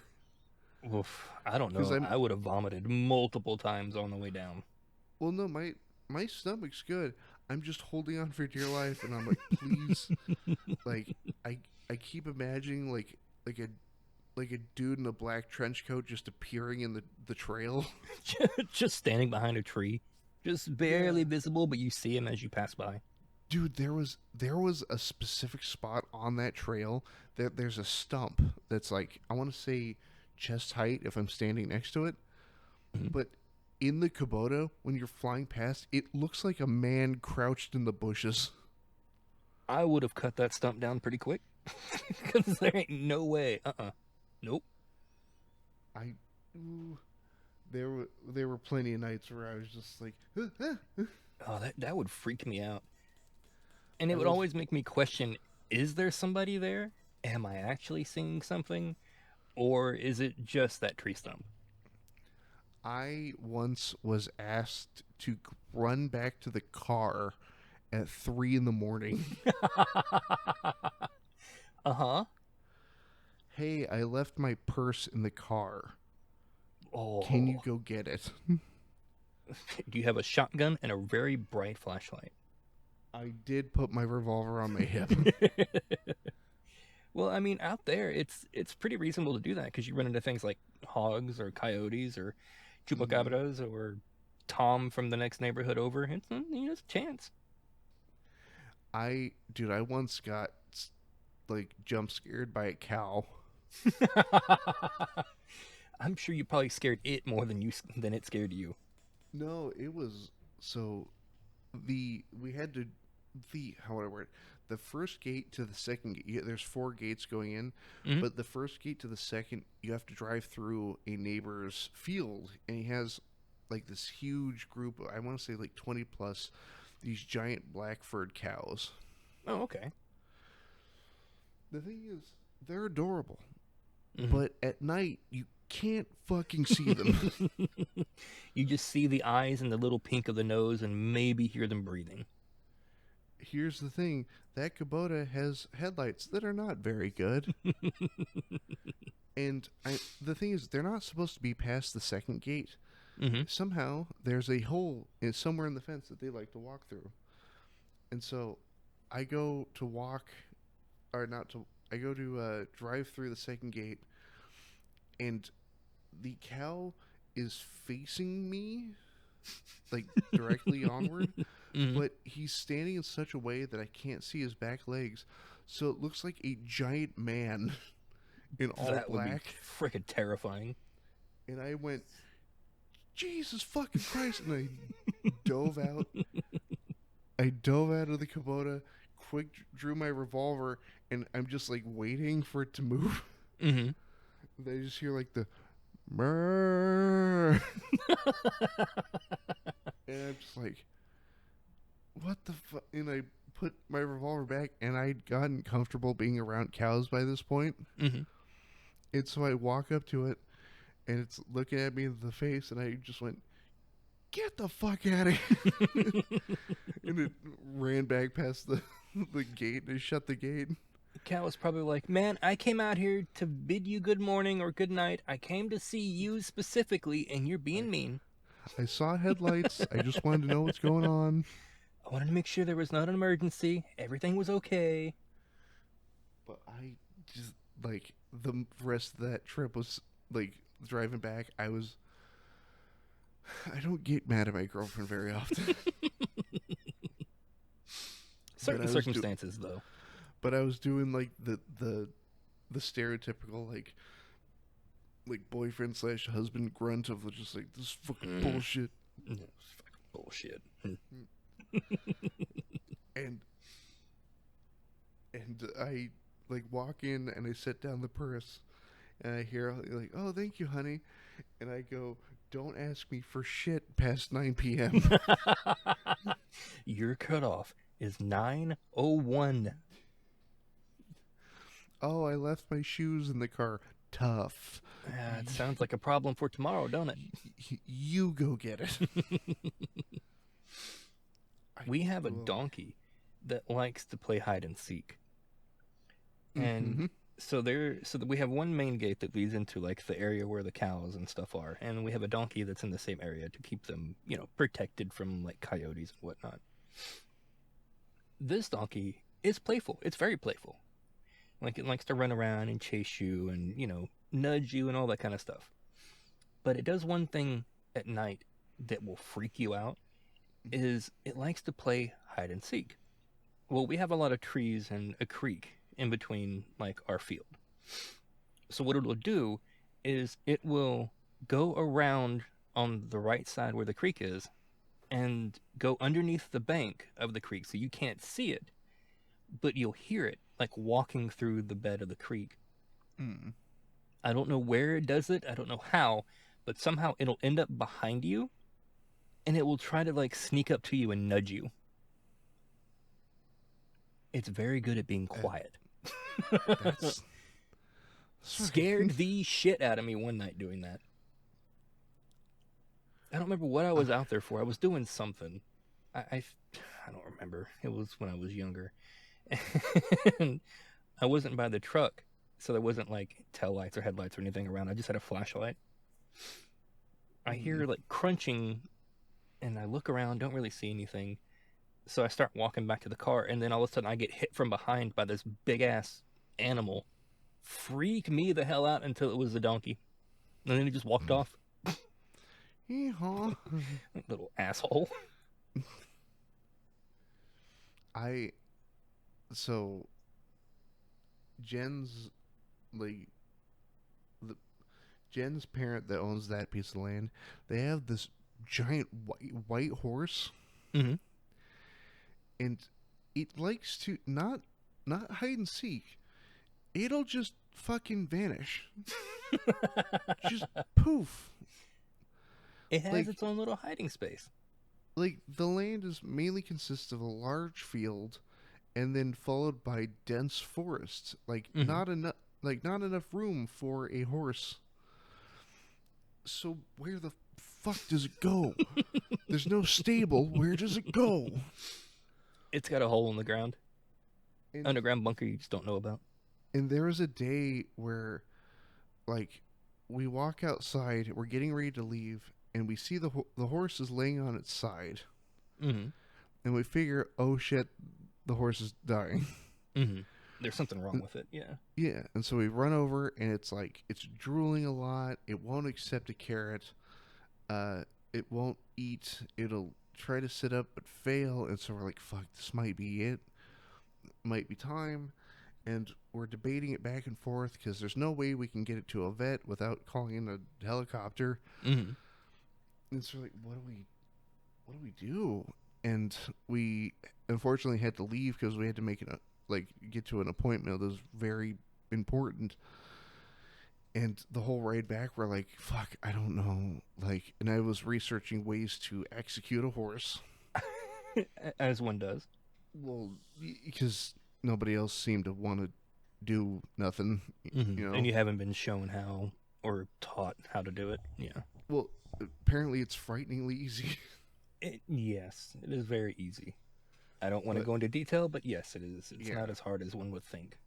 and so I'm like doing research on like, does the caliber of gun I have will it do the trick? It's like, oh, it'll absolutely do the trick. I'm like, great, that's fun. Yeah. And like we get there and we're rounding the corner, like the trees are dissipating, and we're like, all right, let's hope at least either nature took its course or somebody else took care of it. Mm-hmm. We round the corner and the horse is fucking gone, just missing. And there's a horse-shaped indent in the ground. UFO. And, It was an alien. and like we get out of the Kubota and I'm standing like next to the spot where she was laying. I'm like, where was the horse bullshitting the entire time? Like, was it just tired? Yeah, just you never know. It's possible. Did you guys ever find it? Yeah. About 2 hours later, I'm walking into the kitchen of our tiny home, and I see this giant white thing outside our porch, to which I almost drop all the things I'm carrying. And I throw open my front door, and instead of hi, pretty girl, and give her pets, I'm like, where the hell have you been? I say, what the fuck have you been doing? Well, and I'm like, this horse is very docile, let you pet her almost. Mm-hmm. So I'm sitting there and I grab her snout. I'm like, how the fuck did you do that? Please explain to me. She could have gotten into something that would probably just upset her stomach, and she was having a moment. Bad patch of grass or something. Yeah, well, there's a lot of things that you have to look for in the grass in the areas that you want them grazing, especially in Texas, Mm-hmm. because we have a lot of plants and things that, if eaten, could harm them. Not Mm. necessarily kill them, but give them like an upset stomach. There's some plants that can like numb their mouth. There's things that they could get into that would irritate their nose. Mm. Like it maybe was one of those things. Yeah, maybe. But I mean, hey, overall, I'm glad the horse is okay, Yeah, me too. minus the insane jump scare. Because like, well, the thing is, that horse had a habit of so that the porch is at just the right height. It's right where like the neck meets the shoulder on the horse. Hmm. So like, when it's staying there, its head is like chest level with you. And so I just like out of the corner of my eye, I just see this giant white thing with two eyes staring at me. And at a quick glance, it's just like, huh, what the fuck? White blur. This is a ghost. Yeah. By the way, to wrap up this interview, I thought that horse was a ghost the first time I saw it. Why? Because the first time I'd ever visited, not ever visited Texas, but ever visited my girlfriend's parents, Hmm. uh, we stayed at that ranch for that first night, Hmm. and I was so like out of it because we had an 8 hour layaway in Arizona, Oof. and I was so nervous that I didn't sleep the entire time. Hmm. And so when we get there, my brain is fucking fried. And Not connected to reality. yeah, and so I'm sitting in the back seat and I'm holding on for dear life. And like my girlfriend's mom and them are all talking. Oh, it's so nice having you guys visit and all this. And we're driving across the field, and I have terrible night vision, Hmm. and like there's no fucking light at that ranch. There's like one street lamp that is over the tiny house, and that's it. Ooh, so you probably get a really good view of the sky then. Yeah, it's beautiful. But we're sitting there in the Kubota, and we're pulling up to the house, and I look over, and I just see this white shape in the distance. Just a white blob. Yeah, and I'm like, what the fuck is that? And I tap my girlfriend on the shoulder. I'm like, hon, what is that out there? To which just barely answered my question. They go, it's a horse. And then right back to the conversation. And I just, Like it's not the okay, first time somebody has asked that question. yeah. And then the next morning, I'm like, I'm going to go outside and confirm that horse exists. Confirm I didn't just see a big white specter over there. Yeah. Didn't cross over. That'd be terrifying. Just going through a field, seeing this white ball of mist that is vaguely horse shaped, but you can't quite tell. It's just out of your field of view. Yeah, that freaked me out. I don't know if I'd want to go back into whatever field that was. It's just the smoke monster from Lost. Oh god, oh. I remember watching that the first time, and my reaction was about the same. Just what the fuck? What?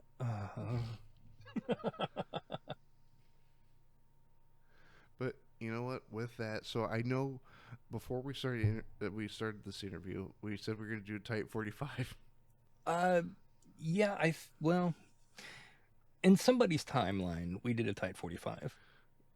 It party people, if you go back and just watch like 45 minutes of the interview, Yeah. Just cut it into sections. Watch 45 minutes one time, 45 minutes another.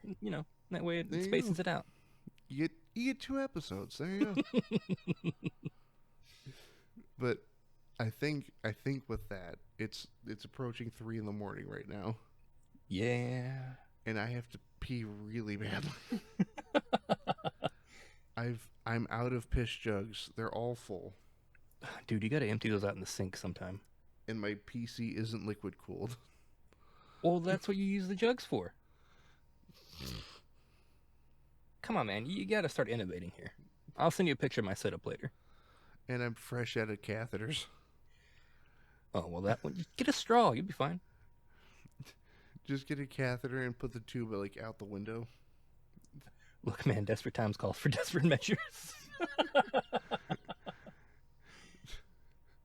Just don't What's live above the first floor. what's the phrase that I I used? There was a time to cap this off. There was a time that you and lady saw me on webcam holding a lighter up to a grenade. Uh-huh.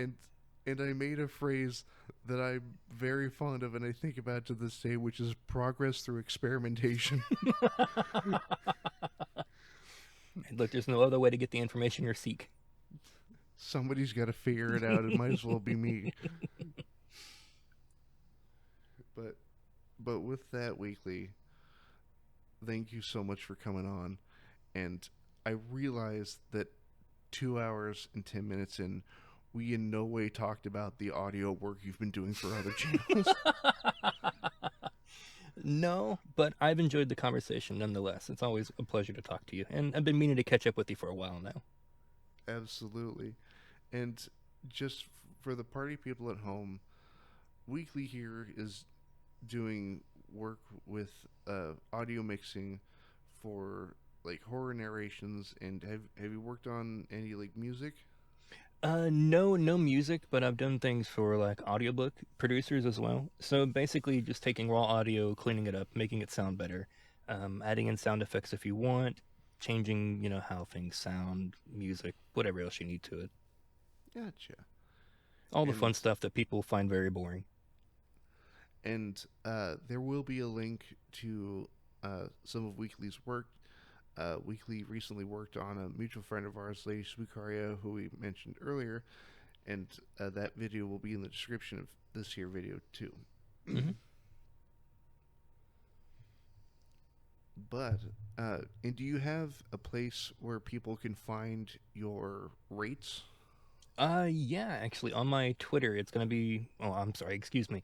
On my X page, it's gonna be one of the more top recent posts, and I think I'll Gotcha. even pin it after this as well. Sounds good, and I'll also put a link to that in the description below.